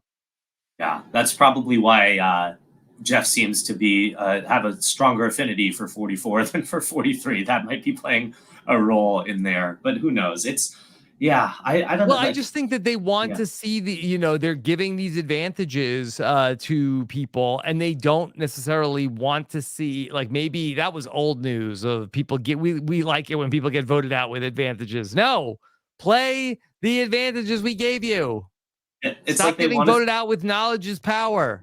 to. It's like they want to see like a cooler fight or something. Like it's like they're directing Star Wars or whatever, and they're giving us like cool lightsabers and extra stuff. They don't want to just see like a classic like fist fight or whatever. Like they would really want to Mhm. see like this flashier stuff happening. And I get it; it makes for exciting TV. It adds a lot of suspense, but like it feels like a lot. And I think a challenge advantage, like we saw, the challenge advantage didn't end up making the person who found it win the challenge. So it it could still allow for that extra, like the actual challenge part of the game to be more relevant. And I think that's something that I think is getting devalued a little bit, like just with the importance of immunity challenges and things. Like I think it might have been on fire earlier where you talked about the prospect of maybe the jury watching challenges in future seasons or something to that effect, just so they can see it. Because like the idle plays happen in front of the Yeah. jury, they're happening like they're much flashier, whereas challenges are like, oh, whatever, they're walking in with a necklace now. So Yeah, well, I I don't wanted to know. ask you about that Jeff had talked about that they might toy with the idea of letting the jury go and watch the challenges. And I would love to get your opinion about that because I feel like that you are certainly like a person who is like I feel like that you are a traditional Survivor fan, but maybe that might have helped your case if the jurors might have seen you win 3 immunities. Yeah, I mean, it certainly wouldn't have hurt my case, I don't think, having that happen. I think certainly having Cassidy have the same amount as me kind of neutered any argument I could have about me, like, being whatever, dominating the challenges or anything. Not, and I don't feel that I did, but yeah, I mean, I think there was like some of my most I mean, to me, winning the final five challenge for me, that was like the encapsulation of my Survivor experience in missing out on the advantage, like coming so close, like being so pissed off after, and then like figuring it out and winning that word scramble. Like I smacked the table. I was really, really hyped up after that. And like to me, just to see that version of me instead of just like the defeated version at Final Tribal, I think that might have changed one or two people's opinions. And Mhm. I don't want to ever make it seem like I thought I was like gonna win or anything. But yeah, like I think that could help certain people like get a fuller picture of their experience shown to the jury. But God, could you imagine like our jury having to sit through 3 hours of Last Gasp when they could be like at Ponderosa getting their massages and hanging out? Like they probably would be annoyed by that. But I don't know if Mhm. it'll ever happen. But yeah, I like that idea because again, like you think about the Ben bombs or you think about certain things that um, come off as flashier to the jury. I think it skews things and just kind of the proportions are a little bit off in my opinion. And not to say like, oh, I think Aussie should have won Cook Islands, or I'm not saying that at all. But I think, I think there's an argument could be made that challenges have become kind of devalued. That's interesting. I would not like it for the jury to go and sit and watch the challenges. I mean, they see the person come in wearing the necklace. I think that they sort of like get the story. I don't know if that much is being lost in translation. I definitely hear what you're saying about it being like a victorious moment for you, but I don't know. I feel like Total. you're out of the game. For the most part, like a lot I of the jurors are at these challenges to begin with. That they were most of them were there, except for the That's people that are fair. like the very first juror. So I don't know necessarily like how much it's changing. That's fair. That's a very. I mean, my opinion is obviously very skewed by my Hmm. own experience. But like, think about like I don't know, like Janine hardly saw anything. She would just like get snippets of it. But whatever. Yeah, it's interesting. Hmm. I don't know. I don't know what I would like. I think ultimately it won't happen, and it's okay. Like I don't think it's a bad thing that they aren't there, but I think it could add because you always talk about like show don't tell. Like I think it's an opportunity for them to show an element of the game, but then what? Or then you're going to insert them at camp and have them like watch strategy. So I get it. It could like lead to this whole different can of worms. Hmm. Do you think that Big Brother is the better game where they watch like a whole package of like they watch like who won the veto competition, they Oh watch God. the eviction ceremony? I don't know about that. I know some people feel Big Brother is the better game. It might not be the better show, but Hmm. I think a lot of people think it's a better game, like at its core. But I forgot. I'm not the hugest Big Brother fan. I watched all of the most recent season. I've seen snippets here and there, but I usually run out of steam trying to keep up with 3 a week. But yeah, no, I mean that that can be hard because if they're watching a package, they're like the audio. They're at the mercy of the Hmm. edit at that point. So that's a whole different story. Yeah. I want to talk a little bit about Heidi, who we haven't talked about much. And there's been a lot of talk, both last night and then today, about what Heidi should have been doing with her votes, with her idol. Do you have any feelings about how Heidi played this final six? Yeah, I think people are being a little hard on Heidi. I think it's hard for her to trust Lauren and Jamie. I don't disagree with her logic necessarily. I think it's easy to to say like, oh, you could have played the idol and forced a 3-3 tie, and on the revote this and that. Like I've seen some of the conversation there, and I get it, but ultimately, at the end of the day, the people she was going to have to throw her lot in with and vote with had just voted against her and have Hmm. have not been on the same page with her. And I think that has been very good by the Tikas again to try to like continue to drive that. But no, I mean, obviously, in an optimal world where she like could have figured it out, like she could have gotten a Tika out there, but I don't blame her at all for just wanting to survive and make it to the next round. I do think that the notion that she found the idol earlier in the episode and then she had two and then they were going to find out she had a second one later, I think that theory is a little too crackpot for my taste. But I Hmm. think I think it's a Yeah, little I big thought brain. about it. That's a little big brain. I don't think so. I don't think that that's No, the I don't think case. so. I don't think so. I think she just like I can't fully trust these people. I can risk it and hope that it works, or I can just make it to the next day and give myself a fighting chance. But I think that's where you talk about like playing to win versus playing not to lose, right? And I think for me, a lot of my game was playing not to lose. I was like had my back against the wall. I wasn't able to think super deep strategically, like our conversation a little bit earlier about thinking about all the advantages and things like that. Like it's a lot easier to go through those like scenarios with your allies and talk it out and get the rocks in the sand and, fully go through those possibilities when you've got a more secure footing in the game. And for Heidi, having just had Jamie and Lauren vote against her, not just her interest, but like write her name down, I think for her that was just a little bit too much of a leap of faith. But I don't blame her, but it is a missed opportunity ultimately. Oh, and what do you think is the plan for Heidi moving forward?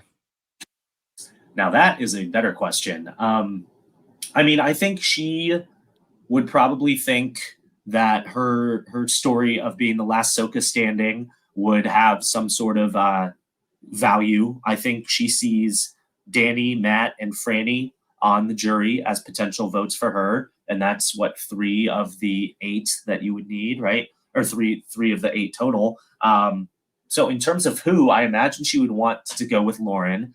And then of the Tikas, I think maybe Jam Jam she would want to go with because I think they have the closest personal connection as we talked about. But I forget if Heidi was one of the people who explicitly said like Carolyn is the biggest threat left. So that's just my off the cuff guess as to what she sees there, and I think she would count more on her story of like perseverance and being the last Soka and like navigating the end game. And probably she's hoping she'd win a couple more challenges. She might be trying to bank on what I was hoping for is winning the final 4 and slaying the biggest Tika herself. I could see that being in her brain. Yeah, we were talking about this last night on Know It All, so about maybe could she take Carson into win the final 4 immunity and take Carson into the fire making. That is a good theory because I've been trying to think about that. Like, we've all like a lot of the conversation has been about the Carson Glasses fiery edit, right? Like, at this point, I'd be shocked if he does not go into fire. But there's a lot of possibilities for who could go against him, right? Because we saw in the first episode, Jam Jam was talking about the fire, and he's used to the humidity, and he's like practiced, and he was really good at it. Heidi was the one who started it, and then I don't know if you caught this in the next time on Survivor, but they showed this nice shot of Carolyn standing behind the fire and the flames coming up. It looked very Targaryen-esque, and so I don't know how it could go, but I could see her viewing that as a possibility. But and going back to season 43, of course, we know about Gabler and hiding in plain sight. Did you notice any other like foreshadowing things that happened in your season that people didn't catch at the time? Like watching the show back, you mean? Yes. When you watch the show back. Yeah, I did. I think I did. Let me think. Well, I was very happy, honestly, to see like Gabler started talking about his Alligabler kind of narrative very early in the season. That wasn't like something he just pulled out of thin air at the 11th hour. Like that was very intentional. And I've said it once, I'll say it again. Like his social game was excellent. Like he was friends with everybody, and I think they did a good job planting the seeds and showing little nuggets of things. Like he showed him consoling me after the Noel vote, saying like, I've got a plan to get us to the final 3. It showed him and Cody doing the little Viking handshake where they held each other's forearms for an awkward amount of time with the ride or die. Like I was confused at the end of the season where people were like, what's ride or die? Did we hear about that? And like, you don't remember the handshake deal that they had? Like, there were definitely splashes. And I know you did the all Gabler rewatch. And I think, did you find, did you find the same? I mean, just like in it, like apart from Gabler stuff, like were there any other things that you caught when you watched? Like glass shots. That is a better question. Sorry, I misunderstood the first time. Let's think. I mean, I know Cassidy in like her opening package talked about not wanting other people to dictate her game. She wanted to control her own fate, and I think part of her downfall or part of the jury's perception or whatever you want to call it is that like people felt like she did not necessarily have her fate in her own hands and that she was at the whims of other people and that she was saved at the Ryan vote. Jamie will tell you, don't tell the universe what you don't want. Tell the universe what you do want. That sounds like great plant lady advice. I like that. I like that. That's actually funny. Sidebar, total random thought, but do your kids ever do this? If you ever drive over a railroad track, you touch the ceiling in your car and you make a wish? No. Okay. Well, I learned that at summer camp, and I used for like 6 years. I used to wish that I would get on Survivor, and it came true. So should then you wish you were going to win Survivor? Yeah, I should have. I really should have, but hey, I still have the time of my life. Still a But great dream. Look at us now, still a great Owen. train. Look at us now, dude. I was thinking about this the other day. Like I used to just be a wee patron calling in on Facebook Friday, and now here I am doing the recap. It's Yeah. amazing. But Look at us. look at us. Look at us. Who would have thought? But no, I can't think of any. I don't want to hem and haw too long and try to rack my Okay. brain for examples. But no, I mean, I think like with Jesse, there was a lot of good stuff about his family and his motivations and things of that nature. But in terms of like foretelling someone's fate, I mean, the most obvious one is in the finale where I say, I didn't come all this way to just be the 0 vote finalist. I mean, that was pretty funny. But no, I think they're really, I mean, I'd be shocked if Carson is not making a fire next week. Like they have really hammered that home. That seems to be the most like ham-fisted sounds mean, but like they've cut to the shots like that gratuitously. Sure. And I can't recall something like that from my season. Oh, and I have so many questions for you from the listeners, from the other we patrons and listeners out there. And people have a lot of really good questions for you. So Excellent. why don't we go ahead and take some of these questions? Excellent. Tina says, what do we think of Carolyn spilling the beans to her tribe mates on how she's a strategic mastermind? What'd you think about Carolyn coming back and telling everybody about her idol play? Yeah, I'm glad she asked that. Thank you, Tina, because that was one of the first things I wrote on my notes. It's like it felt incongruent as to the storytelling versus the editing of it, right? Like she got the dodo music. They had all those cuts. Like they made it seem like it was kind of like a rambly sort of situation that may not have made sense in the moment. But then immediately following the storytelling hour, they cut to all these other people in confessional saying like, wow, Carolyn is really like a threat now. She's raised her threat level. She's smarter than I thought. She's more astute than I thought. Like I thought she was just, this emotional person. So I was a little confused as to how the rest of the tribe felt because in the moment when she was telling the story, it felt like, oh, maybe this isn't going over great. But then the confessionals told me a different story. So I'm not It sure. was like a how to dodo that feel. edit that she was like, why is she telling everybody this? Like, not Exactly. necessarily Yeah. like that they don't believe what she's saying. Yeah, Yeah. that's a good point. So yeah, I don't know. I don't know if it was necessarily like a bad idea, but I think to our conversation earlier about Marianne whipping out the idol at the end, I think that could have been something she could have kept in her back pocket and made more of a flourish than just like word vomit after tribal council. Well, so yeah, it is go ahead. interesting, Owen, where I feel like that you had to like do a lot of like damage control after votes went bad. Is that a thing? Do players need to do like damage control after things go right at a tribal council where it's like, hey, everybody, I just want to let you know I'm sorry. I had a secret. I had a thing. I had to do that at a tribal council. I didn't mean it. Like, do the players who pull off moves at tribal council need to come back and do damage control?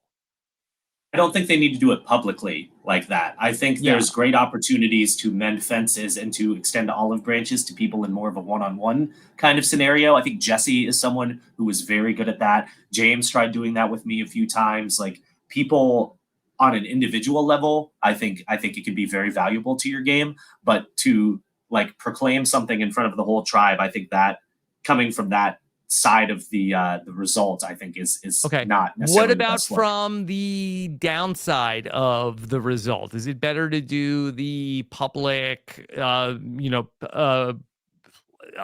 press conference if things go bad for you at tribal council, or is that better one-on-one as well?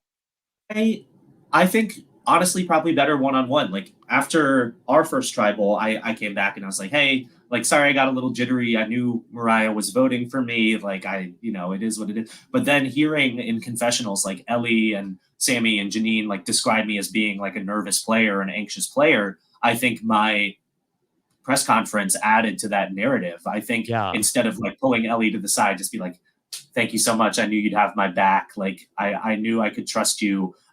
Sorry, I got a little squirrely for a second there, but I knew she was writing my name. I think that would have played much better one-on-one. So yeah, I think we're onto something here. Yeah, maybe you could have been more like Jam Jam and just made it like, if you thought it was gonna be awkward to write my name down, it It is. is. Yeah, amazing. That watching that, I was like, that is so much better. Like literally, And then make like a list of everybody that wrote your and name make it, down. yeah, and they will rue the day that they voted against me. Yeah, but like contrasting that from Jam Jam, like being hilarious and charming and like working with humor, like it made me like like shake my head. It's just like, oh my god, because like thinking about when James wanted to talk to me after a vote, I think it was a Noel vote, I forget which one because I got bamboozled so many times, but he's like, Owen, do you want to talk? And I was just like, no. Mhm. And it And was after one the thing we Janine vote. know is that James loves talking Survivor. I know. I've said this a million times. If James and I played together 100 times, I think we could have gotten on the same page like 85% of the time. Mhm. Like he's been so good on the podcast, like on his know-it-alls, on everything. He like I got to see him in Philly. Like that dude is so sharp and so nice and fun to be around. And I love Yeah. he bought a Godfather shirt. He's awesome. I love James. And it's a shame we weren't on the same page and just how like little things just kind of messed up our relationship. But yeah, if I had given him the time of day in that moment, or if whatever, like it's a regret for sure. But yeah, Jam Jam handling that has been great. So I would say no to the public press conferences. And actually, I think I saw Davey tweet about this, saying like, "Oh man, I remember my confessional, my nighttime walk after that, and I was just word vomiting. I had no idea what I was saying because you know the adrenaline's high. You don't even know what's going on. So I think that could lead to you putting your foot in your mouth more often than not." Okay. How about a question? Speaking of James, Ben from Toronto has a question for you. Hey, Robin, Owen. This is a question, Owen, about your experience as a finalist last season. So on the Purple Pants podcast, Bryce has often referenced what James Jones thinks about Survivor in the new era, which is what I call the James Jones doctrine of not really having it matter what you do to get to the end, but just finding a way to have yourself sitting in one of those seats and then having a real chance to plead your case. I'm curious, Owen, obviously you were in that position. Do you feel like that doctrine is accurate? And assuming that it is accurate, how would this influence how Lauren and Heidi especially play this last stretch of the game? Thanks so much. Excited to hear what you say. Okay. That's interesting. Just get to the end, and then ultimately, it doesn't matter how you got there. And then, I guess it's just the jury will just vote for whoever they like the most.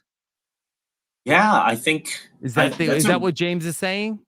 I think that's like it'll happen the way it's supposed to happen. And I think overall it is a good theory. I think ultimately sometimes you can 4D chess things a little bit too much and try to think about your optimal move or setting up the table for your win Does too Carson early. have a 4D printer? If anyone does, I'm sure it's him, or at least Mhm. he's got access to one down in Houston. But it's a really good point. I think for me, like it's hard. I think Or is you that the point of a eventually. person who has not been to the final three? Hmm. That's yeah. I'm trying not to like color this too much with like how I feel about it going for me, but like I feel like what was hard for me was like so much of my game was like just survive, just make it to the next Mhm. day, just make it to the next day, and I was never able to get the steering wheel the way I wanted it. Like my last attempt was going to be to win the challenge at Yeah. Final Four and take Jesse on and fire, and I was like, oh, this could be a really nice, sexy exclamation point where it's like I finally had my fate in my own hands and I seized the moment, blah blah blah. So I think James is on to something, but I think it is a little oversimplified because Yeah, I think so too. Because and yeah, maybe this is Ben has oversimplified James's theory, but three people make it to the final three, only one yeah, wins. So the rule can't just exactly. be just get to the final three and then you win. Right. And we've seen also in the new era, for whatever reason, and I don't know if this is purely coincidental or just the way the metagame is going right now, but we've seen 3 7-1-0s in a row. Like there's been a Mhm. consensus winner. It's not Yeah, like we've had a 3-2-2 or anything remotely close yet. So usually someone does emerge, yeah, whether they're the strategic favorite, the social favorite, whatever. So yeah, I think that is a little.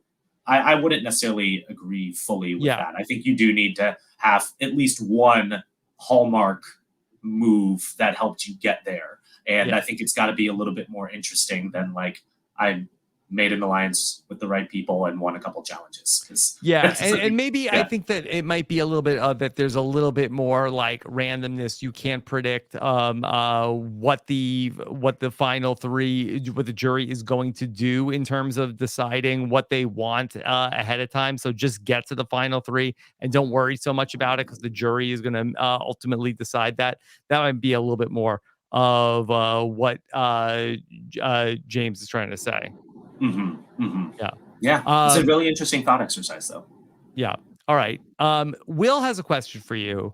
Now, Will says Owen played with a kooky character like Gabler. These are Will's words. Okay. Who somehow won despite being a non-traditional winner. How do you see a similar, again, Will's words, kooky player in Carolyn having a path to win? Do you think, is there any sort of similarities that you've seen in a player like Gabler and Carolyn? Gabler and Carolyn.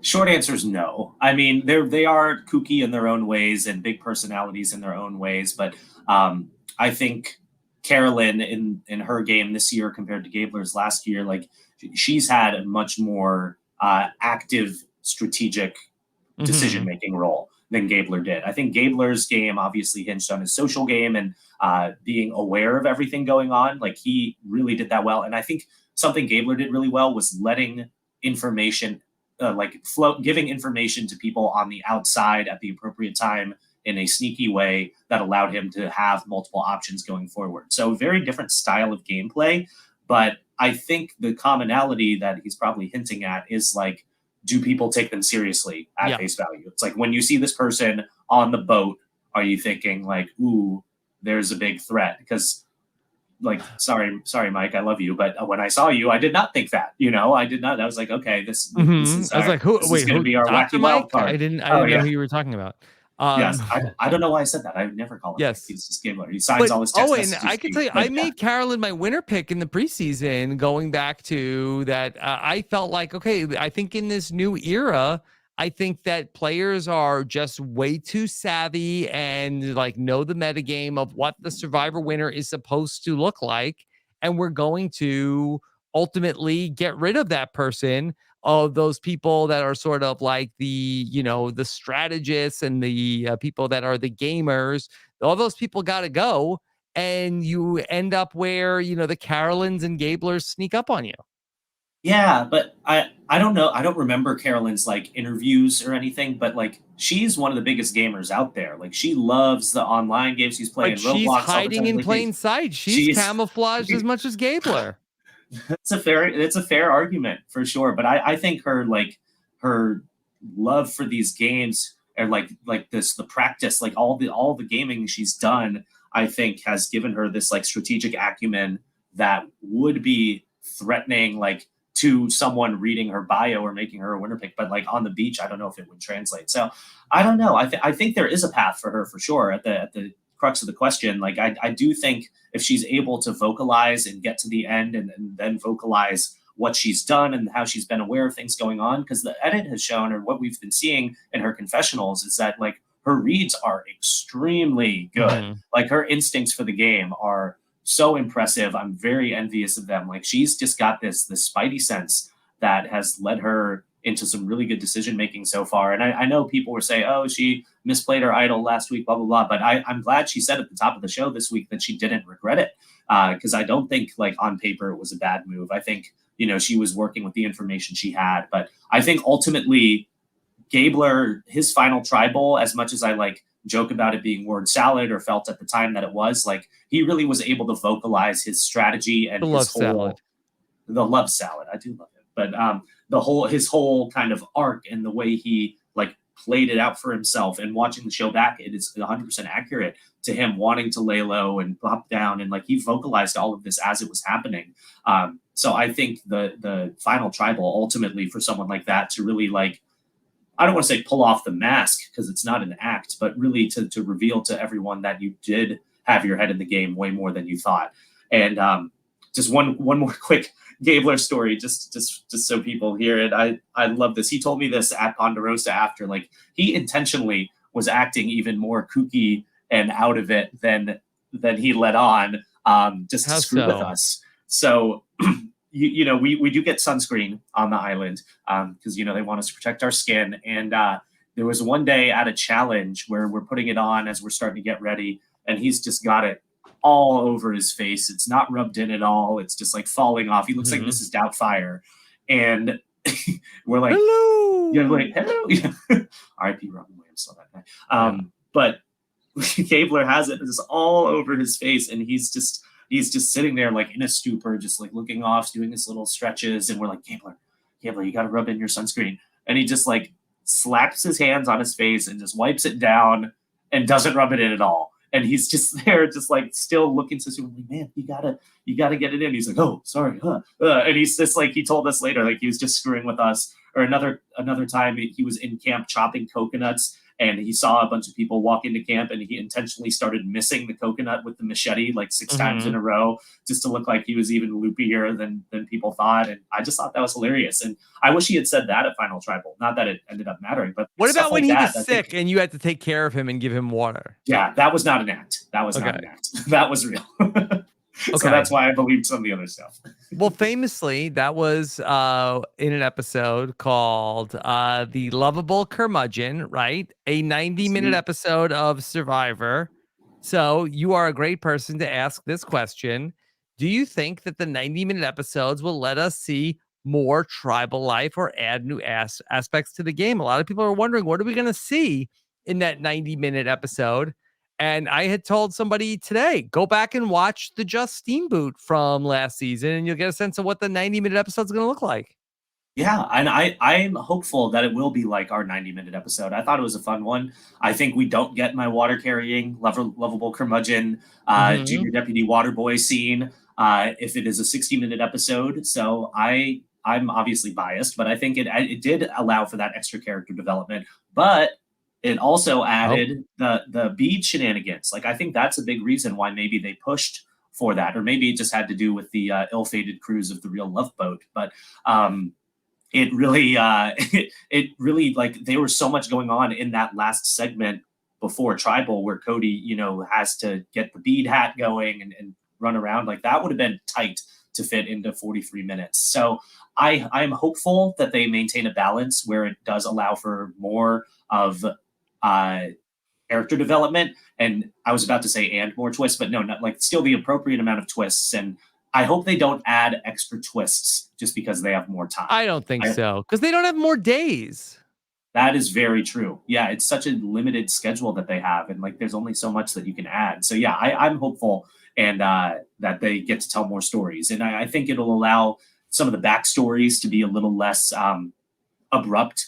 I think that's been a complaint about the new era, at the same time as a praise. But like, I think some of the backstories that they want to force in or show about some of these wonderful people that they've cast, they kind of have to like rush them in and say like, look, here's my family, here's my story, but they don't have time to develop it. And I feel very, very fortunate that my backstory got to get placed carefully into an episode that felt relevant to the arc of the game, whereas other people's, it felt like you're hit right away with their backstory, and I think that's led to some of the less empathetic people to be like, oh, it's just sob stories all the time. Like, I think that is not helping, just with the time constraints they have there. So hopefully the 90-minute will allow them to give more time for these things to be revealed and shown rather than just like told immediately. Okay. Will Davis wants to know, does anyone from this season land alongside Owen on the Mount Rushmore of Survivor mustaches? I don't know if I'm on the Mount Rushmore, but that's a very generous compliment. Who would it be? I'm trying to. Well, I mean, it's hard because I feel like a mustache with a beard is still a beard. That's a beard. That's his facial hair. Yeah. No, that's not a hot take. I don't think. I remember seeing someone like one of the just on Twitter somewhere, it's like Owen would be the first winner with a mustache because like all the men have facial hair by the end, but I think coming into the Well, game I with the think that stash, this season, Carson, I feel like, is in that same yeah, category. yes, he is, but he came in clean shaven, but it's just he has the same thing I do where your beard just doesn't come in. Yeah.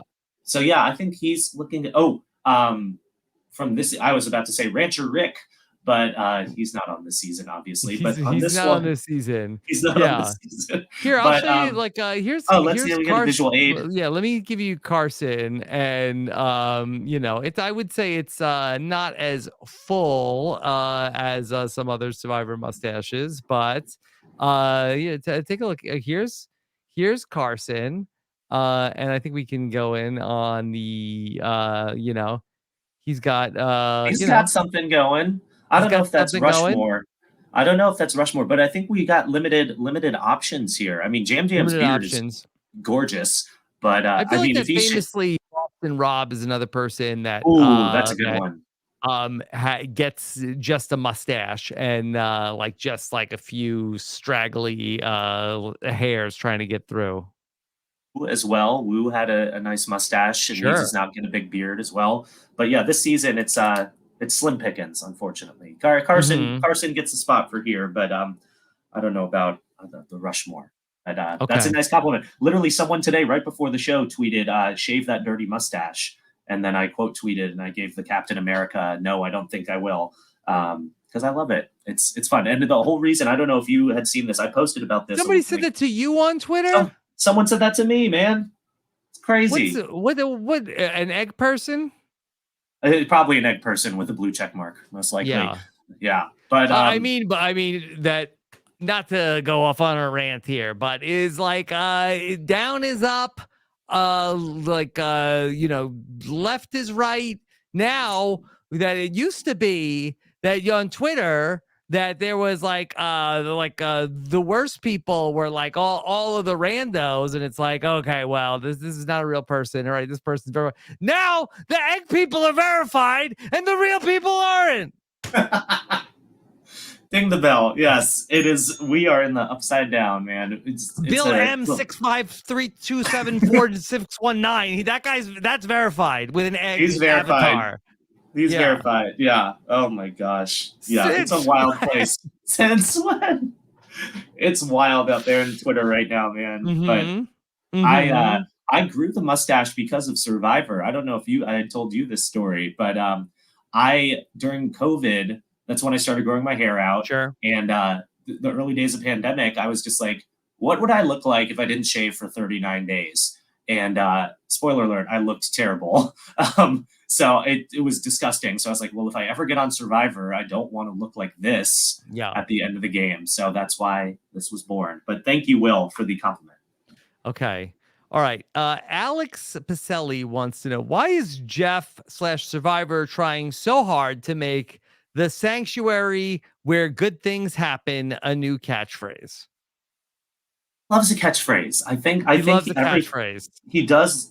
He loves just the branding and his little lines. And I liked at the challenge today when he's like, 44, what do we have in store? And he did this like weird little like shimmy with it. He has fun, man. He does. Also, can I say another new thing about the new era? And Jeff talked about this a little bit in the camera episode of On Fire with Jeff Probst. Like, they get these glamour shots of the survivors, but it ends up with Jeff is just sort of like objectifies the contestants. Like, here, look at these people. Look at them. Look how good you look.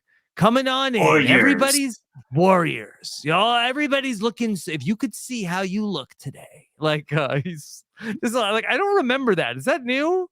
I think that is new. I think that is new. They like it's one thing you have the shots. I just think it's weird that Jeff is narrating the shots of the survivors, like walking in. He just wants us to all know we're getting island hot. I appreciate it. Yeah, no, it's giving a little like a clank, clank, clank, clank, clank. Nice. I was not expecting a Troyzan appearance on this podcast. Oh my god, that was great. Let me take your picture. You guys look amazing today. Great. Oh man, Everybody's like looking so good. Oh my god. What was our question? How did we get here? The question was, you were talking about the sanctuary and his catchphrases. No, I mean, and then 44. What do we have in store? Who wants more? Who wants more? I think he's just having fun. I think the sanctuary too. Like I got to go to the sanctuary all 3 times on 43, and it's. I think they're just trying to jazz it up a little. You left a not 5-star Yelp review about the sanctuary. Where did you? Is that on my Yelp profile? Oh god, I gotta take that down. Yeah, I would give it like the food was like, well, the pastries and coffee was not a 5. The pizza. So okay, I've been listening to RHAP a long time. Yeah, Brett LaBelle, I know, hates Fiji pizza, and he has like this whole thing about Fiji pizza being terrible. Like that's his whole thing. And I remember that, and I remember that's his whole thing. That's one of his things. But I remember that being like a consistent like sticking point for him. And so getting out there, I was like, oh, I wonder what it's going to be like. And it was good. It was good pizza. It was like Papa John. I don't know. It was equivalent of like a solid local place or whatever. Like I was far past my expectations. But the desserts at the sanctuary, ironically, the pastries and coffee were fine, but the brownies and the cheesecake, banging, like so good. How could you screw up brownies and cheesecake? No, but this was the best cheesecake I think I may have ever had in my entire life. Oh my god! I mean, granted, I was starving and I'd only eaten coconut, but Cassie, was there anything specific about it? Yes. So it was really fluffy, and it also had this like fruit glaze. I don't know if it was passion fruit or mango or something, but it was a little fruit on top. Okay. It was light and fluffy and delicious. Like Cassidy and I still will like text about the cheesecake that we had at the steak dinner, and I think we also had it at the pizza party. But the brownies were great. But there's dessert at this. Wait, which is the? I'm sorry. That when you said the pizza party, I thought you were talking about the Survivor after show. No. The Survivor after show was just pizza. Sorry, no dessert. The Noel's, the family letter reward, the final 8 reward. Yes, where they had tacos and margaritas this year. That was a little upgrade as well, I think. Did you sleep over at the sanctuary for? Yeah, you did. We did. Did you think it was wild that Noel got voted out and then Franny also won that reward and got voted out this season? That is wild. I mean, I think they both. I mean, kind of separate reasons, obviously, but I think when like Franny dominated that challenge, like she was very far ahead on that. So it did not help her narrative of being a challenge beast. But I don't know if I'm surprised, but like it's poetic in a way, in a sad way, but like it's brutal. I mean, I feel like I don't know. I'd be curious. I know Fact Checker did a post about this. I don't recall off the top of my head the statistics, but like to get sent home after you take people on these rewards and give them their family letters, that seems like that's cutthroat stuff, and I love it. I mean, I'm here for it, but like at that reward, I was so high on pizza. I told Noelle, it's like I'd be proud to lose to you. Like really, like I felt so. I don't want to say indebted, but just so connected with her. Like that was such a special moment, and I think that really helped build our friendship in the game and out of it. There was no way I would have ever written her name down that night. But props to the people who are able to like take their head over their heart on that. But yes, sleeping there to my review, like it's buggy. The bugs were way worse at the sanctuary than they were at my camp, and I don't know if that was just bad luck or the weather or no wind or whatever, but. We saw a lot of bugs when the moms went there with the letters. Yes, yeah, and that was true to our experience. Poor Sammy, I think you can see it in a couple shots in the last couple episodes after we go there, but his whole back was covered in bug bites. It was wild, but long story short, I don't know why Jeff is going for it, but I think he's just having fun, and I'm okay with it. Let him cook. Let Jeff cook. Yeah. Well, he's also talked about the sanctuary on the On Fire podcast, that the sanctuary is like an idea they had for the new era, where it is a place where you go because the game is so crazy. The sanctuary is the one escape from the bad things that are happening, all the chaos, where good things happen. Things happen. I guess, I mean, mentally, it does allow you to relax a little bit and take your guard down for like half Yeah, an but then you hour get voted before you out. start talking shop. Yeah, then you get voted out. Or you start talking shop after you've eaten your food.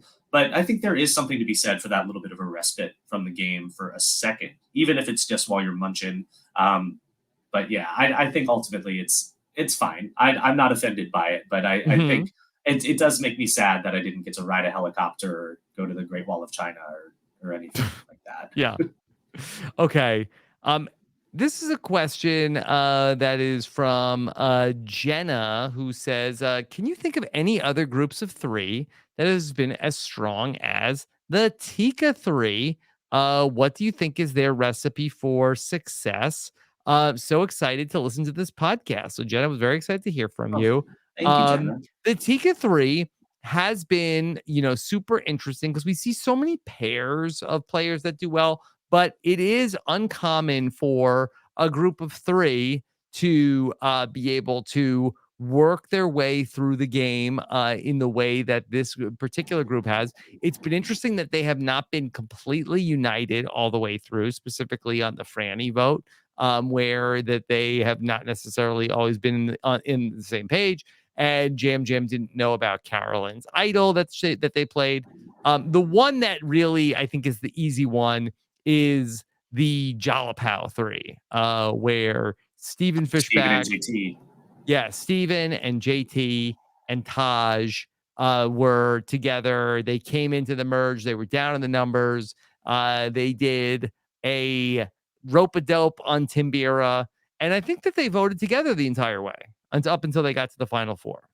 You would know better than me. I'm not good with like voting history and boot order, but that is a fantastic example. I mean, and I think to the success of, so I guess to me there's kind of two facets to this because there's like the success in the game and like the synergy that they get as a trio, and then there's also the experience watching them play and like the personalities and Yeah. what they bring to the screen as characters, right? Because yeah, Well, this is going to go. and it's always Steven and JT. Steven and JT. Why aren't they? Don't we talk more about the Jalapao three?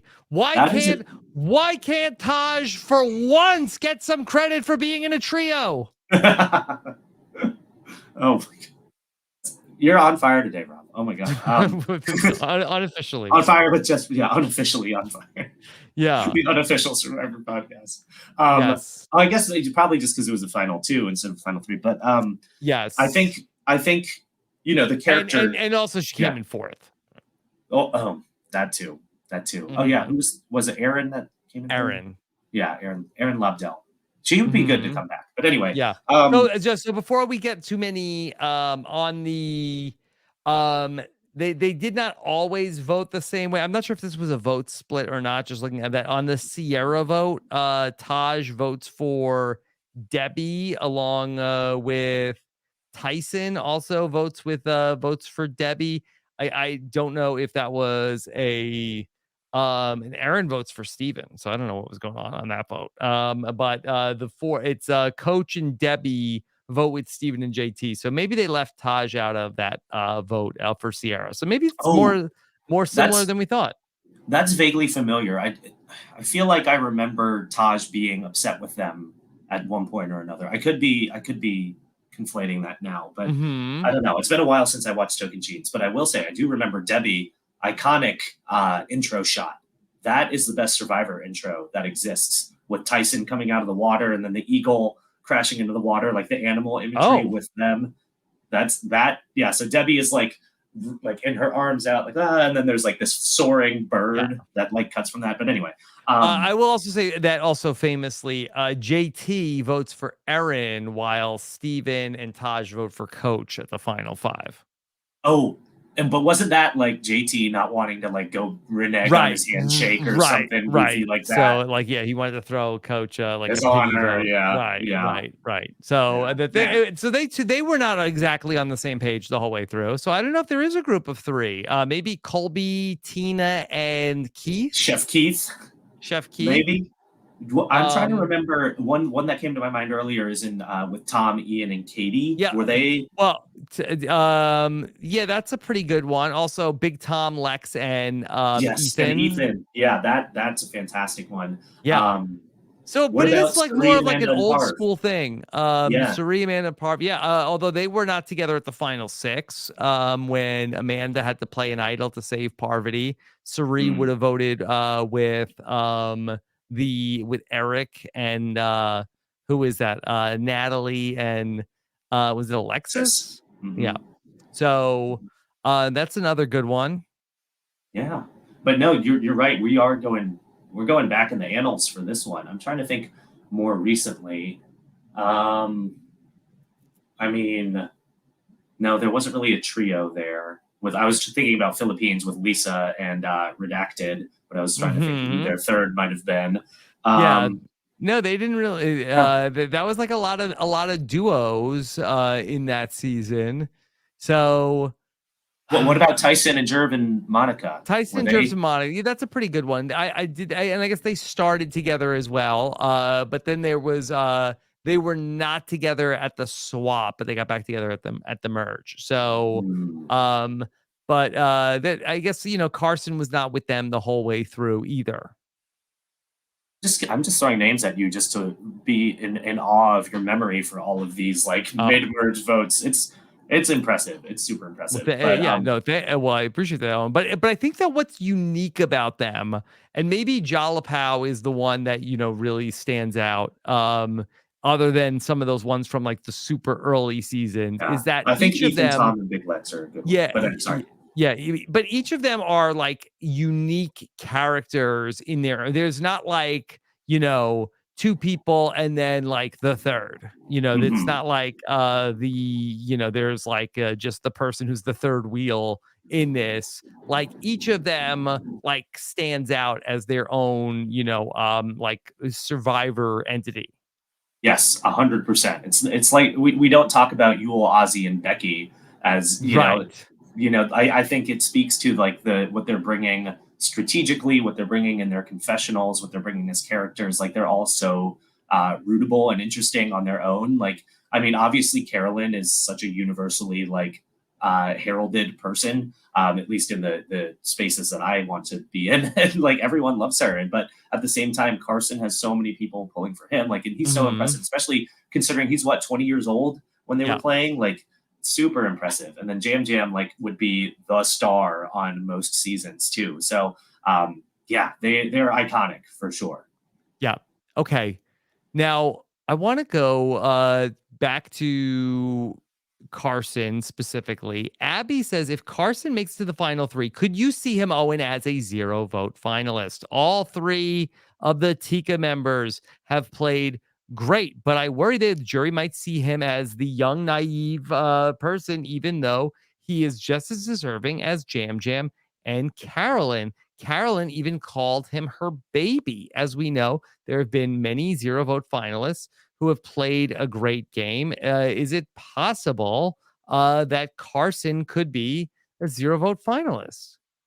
I think it's certainly possible. Yeah.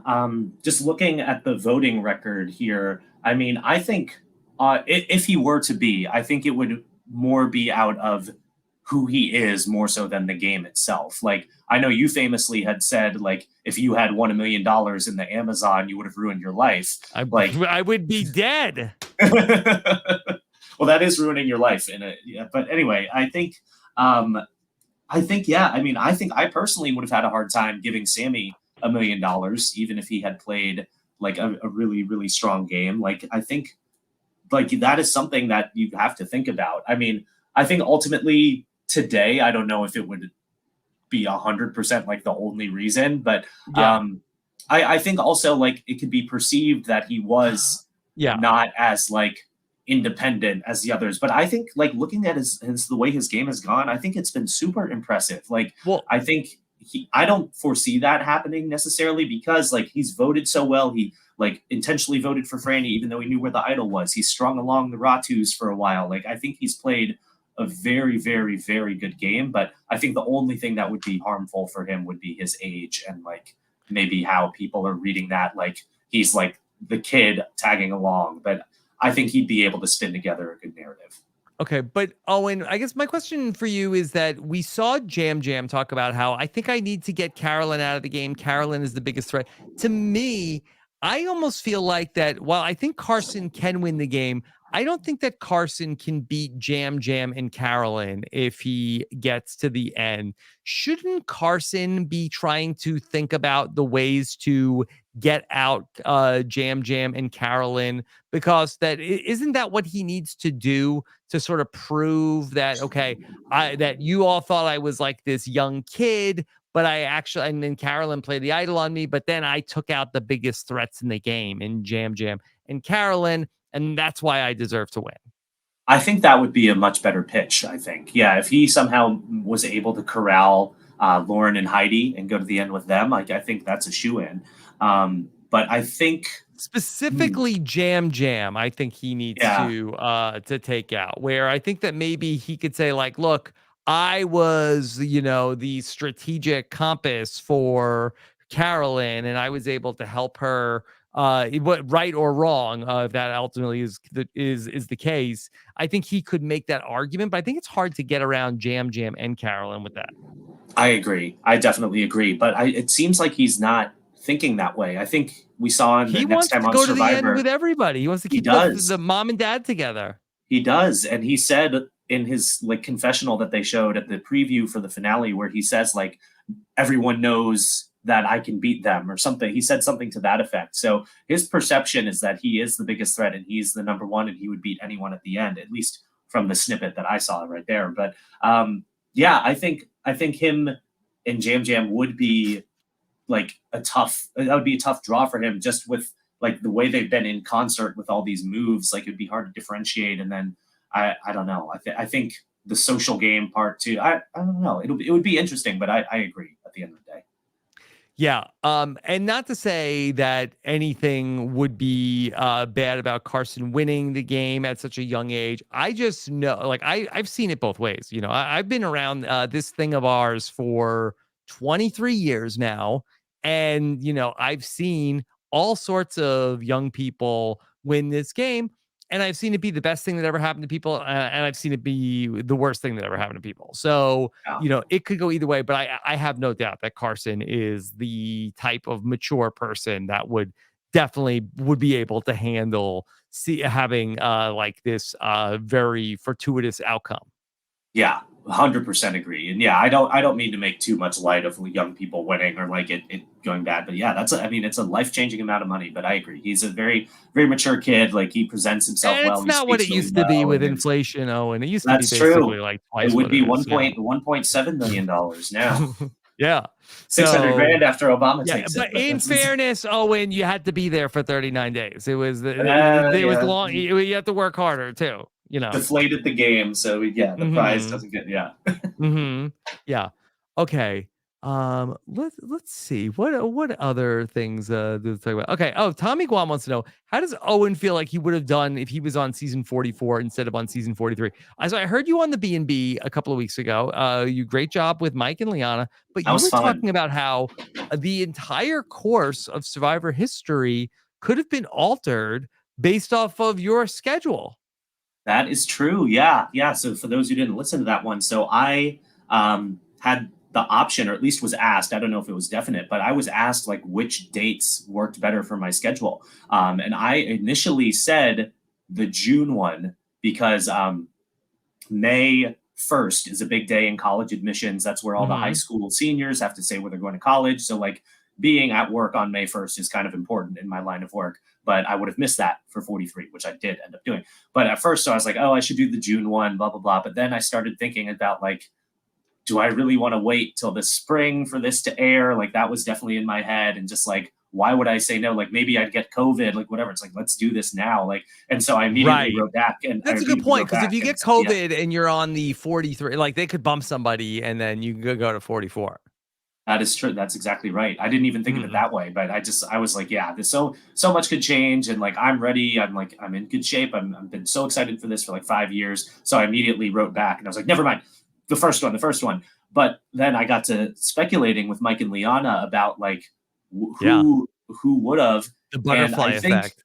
the butterfly effect, and I think there's a non-zero chance that if I had been on 44, Matt Blankenship would not have been on 44, just with us being both bespectacled Asian gentlemen, like you don't super frequently see multiple on one season. So I could see a scenario where they maybe flipped us, and then Manny never happens, and the world is a worse place. So yeah. Could you imagine? Could you imagine? I could not. I really could not. And so I'm really grateful. And to Tommy's question, I think 43. I think I would have done far worse on 44. I think 43 had. Why do you say that? Well, I think just like strategically and personality wise, like, so there on one side there's the game element, obviously, right? Like I think 44 is a lot more balls to the wall. I think they are playing really, really hard. Not to say my cast didn't play hard, but I think my cast was pretty cagey. And I forget, I think I was talking about this with Mike and Liana, but I think a part of the reason why so many of us were a little bit like took it so seriously, and like, you know, Lindsay Carmine applying for years, Cassidy, original 41, Jesse, original 41, me almost on David versus Goliath. Like, I think a lot of us were so deeply, like, I don't want to say fearful, but like that's in your head. You know, you wait that long for something, you don't want to flame out and be first boot. You know what I mean? So I think that was part of it, but I don't know. I think the pace of the game feels a little bit more chaotic, and I could see myself getting flustered. And I think just the personality mix as well. I think, what if you could have been in the Tika 4, maybe?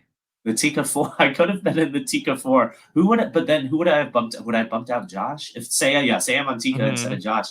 Yeah, but then poor Helen, I don't know. I probably with my luck, I would have like thrown my lot in with the wrong people again. But and then just selfishly from like the editing standpoint and the viewing experience, I think I would have gotten a hell of a lot less screen time if I was on 44. Oh yeah, you have 4 confessionals right now.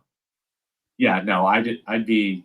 Yeah, I mean, they're just so electric. So I think it all worked out the way it was supposed to. Survivor gods like had it work out this way for a reason. They got it right. They got it right for sure. They certainly they got it right. Okay.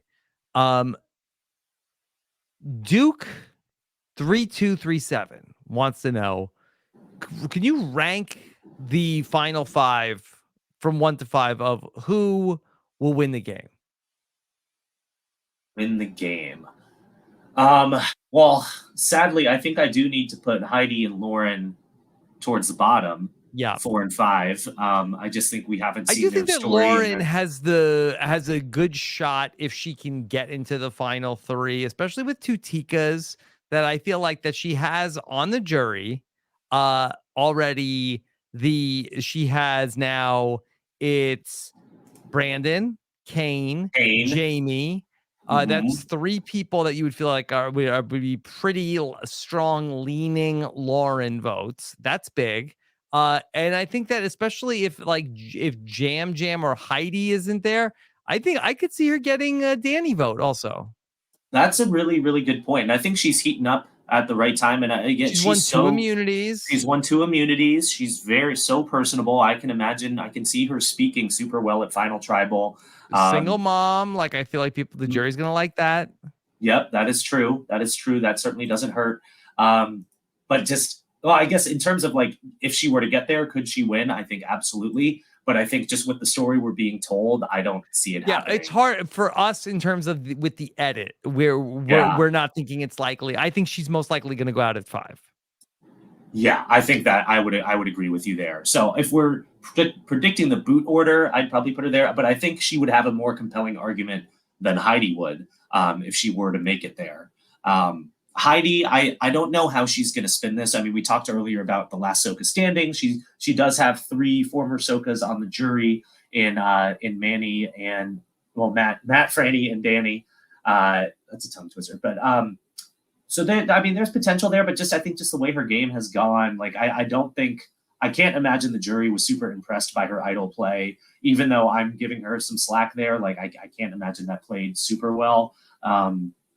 But who knows? But then of the Tikas, I mean, you're saying you think Jam has the best shot, the best argument if he gets there. I do. Especially after today where Jamie said, "Oh, I love Jam."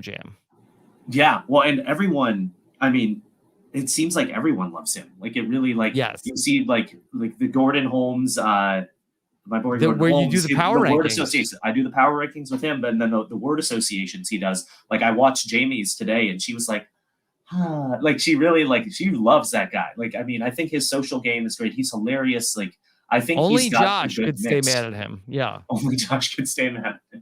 Yeah, and Joshua is not on the jury, so Yeah, that was good.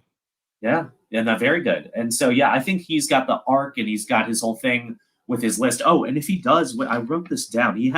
If he does end up winning, he had a hell of a potential winner quote where he was talking about his list and how everyone who's voted against me is on the jury. Like I remember watching it last night and being like, whoa, like that like I remember like thinking about you always think about like the production of it all and the editing and like the that soundbite that they play at if in the old version of the reunion where they do the package about the winner or whatever. So I was like, that could be a very compelling arc for him. Yeah. I love Carol. I really love Carolyn. I just am most concerned about her vocalizing everything because we've seen like the way they cut up that her storytelling of the idol play. Like I don't know whether people weren't impressed or they thought it was it was being shown to be a bad idea to say it. Like I worry about how her final tribal could go, and I think Carson would have a good chance. So I think. Oh, go ahead. Let's just talk this through for a minute because we say, okay, we think that Lauren, at least I think, I don't want to put words in your mouth. I think Lauren is most likely to go out at 5. And then if the Carson loses at fire theory holds, then Carson is out at 4. And that gives us Jam Jam versus Carolyn on the Jam Jam versus Carolyn in the with Heidi. With Heidi, yep. Yeah. And so, Jam Jam, Carolyn, Heidi, final 3. Jam Jam, Carolyn, Heidi, final 3. I do think. Sorry, I'm looking at my voting list on the other side of the screen. I think Jam Jam's got to be the favorite there. I think the question would be between Heidi and Carolyn. Like, how close could this be? I think Heidi does have friends on the jury. I mean, Danny and Heidi were in concert the whole time, but just with the way that idol play went, with maybe people even looking back to the way the control of vote went, like I could see people maybe not being as taken by that or her not being able to weave together as like impressive of a story. I don't think that Heidi is one. Here's what I want to know from you, Owen. Okay. Now you were part of a final 3. There was controversy about your season. All hell breaks loose scenario. Okay. In this scenario where either Jam Jam or Carolyn are potentially in the final 3 together. Okay. 2 very beloved figures. Is there a possibility that the audience does not react well to one of their 2 faves losing? Yes. 100% yes. And what's tough is that I think it's like if we've figured out that this is the combination, if them 2 are both there, it'll have to come down to the finale and how they edit it in terms of like, does someone make a blunder? Is there an obvious like big feather in the cap winning move? Because right now, like you can't poke holes in either of them, I would say. Like it's not like we've seen anyone go totally off the rails or anything go like tremendously bad. Like yes, they've left Carolyn out a couple times, but then they, like there's been some give and take in terms of blindsiding each other.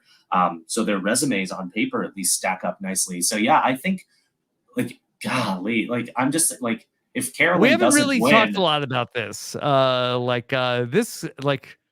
don't know. I was about to say if people thought Cassidy stands were bad, like Carolyn's army will riot if she doesn't. Like just thinking about the fandom, she like even my mother, who is a very very casual Survivor fan and was not a fan of Carolyn's at the beginning. I saw her for this wedding last week, and she's like, "I'm all on for Carolyn. I love Carolyn now." Like she's like anyone, and so yeah, I think. But people love Jam Jam also. It's almost like like, the thing with your season was that Gabler did not have the fan base that say Cassidy or yourself had. So, I and it had a was couple more Owen at, truthers. and it was more out of nowhere in terms of what Gabler. But I wonder if you have where it's like, okay, is this almost sort of like a Yule versus Ozzy scenario where, you have two really, popular players battling it out for the win potentially, and then one will win. Is there a lot of ugliness around the person who doesn't win? I hope it's when not when it's not ugliness. like a totally out of left field person winning. Yeah. Yeah. No, that's a much better way to frame it. I don't think it'll be ugliness more so than just like sadness, I think. I think they all like I love them both so much. I mean this whole final five is excellent, but yeah, I think I don't think it'll be as ugly. I really don't. And I mean I think there's some external factors at play when it comes to my season as well. Sure. And so it's just like yeah, I don't see it going down the same way. I don't. Yeah. But then at the same time, like we'll have to see how the storytelling goes. But like unless one of them makes a huge error, like you said, it'll be kind of a Clash of the Titans type situation. And And so someone's gonna leave feeling like their person should have won. and here's what I'm gonna say on Wednesday night. Okay. No matter who's upset, I'm gonna say, listen, everybody, don't worry. The Tika 3 are all going to play 7 more times, okay? They'll be back. Yeah, And if that's this a writer's really good strike point. never ends, they're also going to be on the challenge and Big Brother and the Amazing Race, okay? That's yeah, this is not the end of the Tika 3, that's for sure. Yeah. The Tika 3 is going to be they're moving into a house together, and that's going to be a 2-hour show on Monday nights on CBS this fall. It's like Rob and Amber get married. It's the Tika 3 Mhm. move in with Carson. Oh my god, I just see it now. Yeah. Yeah, we got 3 hours a night on CBS to fill starting in the fall, okay? No more blue bloods. We really got to generate some content here with our new stars. Yeah. So, Yeah, it's all going to be fine. it's fine. It's gonna be fine. They're not going anywhere. They're the Yeah. faces of the franchise. Yeah. Okay. They really are. All right. Are you looking forward to another Survivor after show, Owen? I am not looking forward to it to whoever loses to yeah, like that's rough. It's rough. And I saw Dalton Ross's article about the after show and I liked the question he posed about maybe doing an after show and a live reunion show. Even if it's like a Zoom reunion, just so like people like to see what's going on with people and like how their life is and are they doing well, like Devin Pinto's haircut, like stuff like that. Like it is nice to see people after they've been on the show. And I mean, I know I famously said F the after show in my exit press, and hopefully Jeff doesn't hate me forever because of that. But I mean, it was hard. It was hard to be I there. get it. It sucked, dude. Like it really like you're there and you're like, well, this blows, and here's some pizza. And the jury kept taking my goddamn pizza, Rob. They kept reaching over and Oh like my whenever we'd God. get a new box of pizza, they'd be like, blah, blah, blah, and I'm like, no, Yeah. like this is there was one point I turned around and I said this is mine and I just like snatched it. Like I was so annoyed. I was chugging champagne out of the bottle and then I really just started like at first I was like, okay, don't look as sad as Xander, don't look as sad as Xander, don't look as sad as Xander. And then eventually I just couldn't get myself to emotionally invest anymore. Like when they started talking to Janine about her idol and everything, and not to pick on Janine, but that's just the moment I remember being like, this was weeks ago. Can I please get the hell out of here? Can I Like, leave? Can I leave? Yeah. Maybe excused. How much Jeffrey. time, Owen, from the moment that like, okay, the winner is Gabler to all right, we're doing the after show. Is it as fast as it seems on the show? It's fast. I don't know why they can't give you 20 minutes to have a slice of pizza. Certainly not 20 minutes. Yeah, it was it was a quick turnaround. Why do we have to have the eating on the show? Like, let people like, what's going to change in 15 minutes? Not a whole lot. Yeah. Now then you get to watch us munching, and yeah, no. So I think even get the jurors having champagne of like, hey, it's a party. Like I get that. I just don't understand why it's like the final 3 we can't give them 10 minutes to have a snack.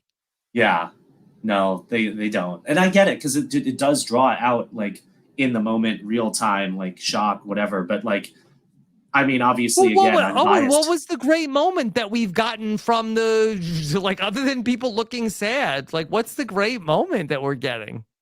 That is a really good point. Nothing jumps out. We certainly didn't get a David Murphy situation. We never have gotten anything super iconic in that sense.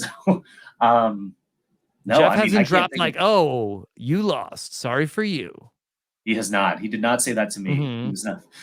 He did not. That would have been, probably would have burst into tears if that happened. But Jeff hasn't made anybody cry. Right. yeah, no, nothing. So No, I mean, let people have a snack for a couple of minutes. Yeah. Well, this year, I presume he'll be like, well, at least we'll get some Franny and Matt stuff. That should be uplifting. But yeah, no, I mean, just, Oh, I know it'll well, be that's a throwback, Owen, of that, when Jeff asks sometimes like a prying personal question at a like Eric reunion show. Huffman. Yeah. Are you still over? Yeah. Oh my goodness. Yeah. Have the two dorky magnets connected yet? So, what's been going on back at Ponderosa? Y'all enjoying your time where good things happen? Oh man. Yeah, so I think we can expect some of that. But no, I mean, it's fine. I don't mean to sound too bitter about it, but just like speaking for the six of us who have gone through this, and there'll be two more here in a week. Like, it just sucks. It's just really not a good time. Just straight up, just not having a good time. So, but for everyone else, sure, have a ball. But yeah, it just have fun. It seems, and it's just also sad to not like get to take my parents to Los Angeles and do the red carpet and do all this cool shit. Like, it's just a bummer. Yep.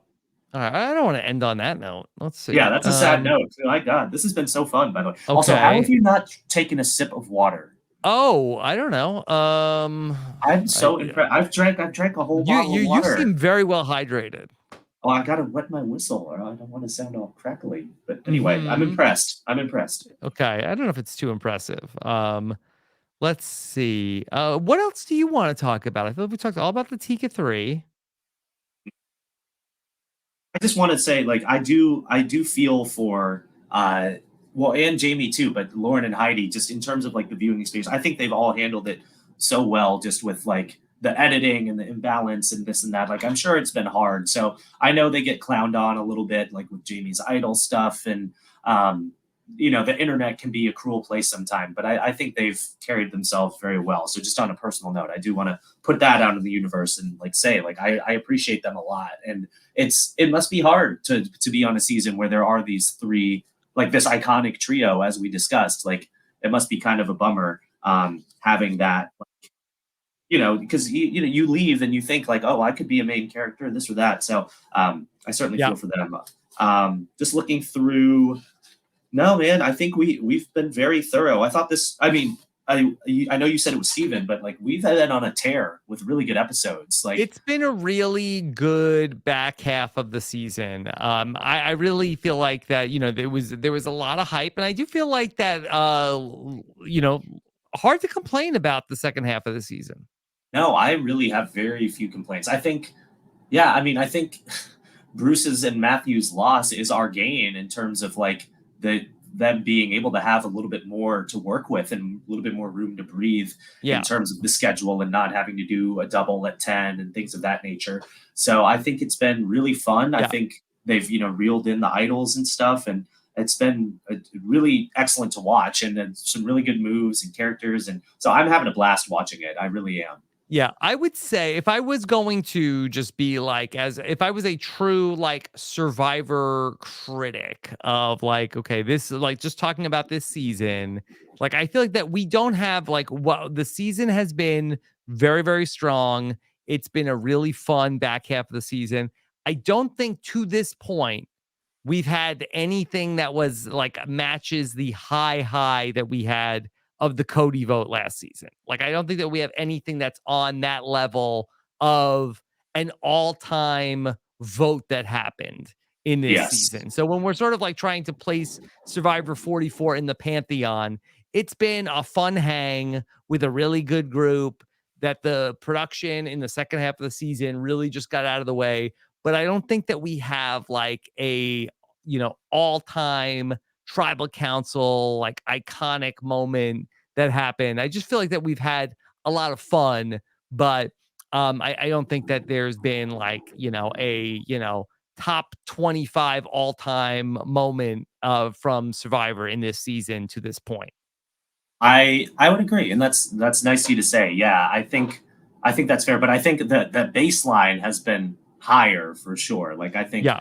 the energy, the strategy. I think it's been very good throughout. I thought the idol play on Franny was super fun. Like there's been a lot of Yeah. great moments for sure. But yeah, I agree. Like I think that Cody vote was something special for sure, and we knew it when it happened.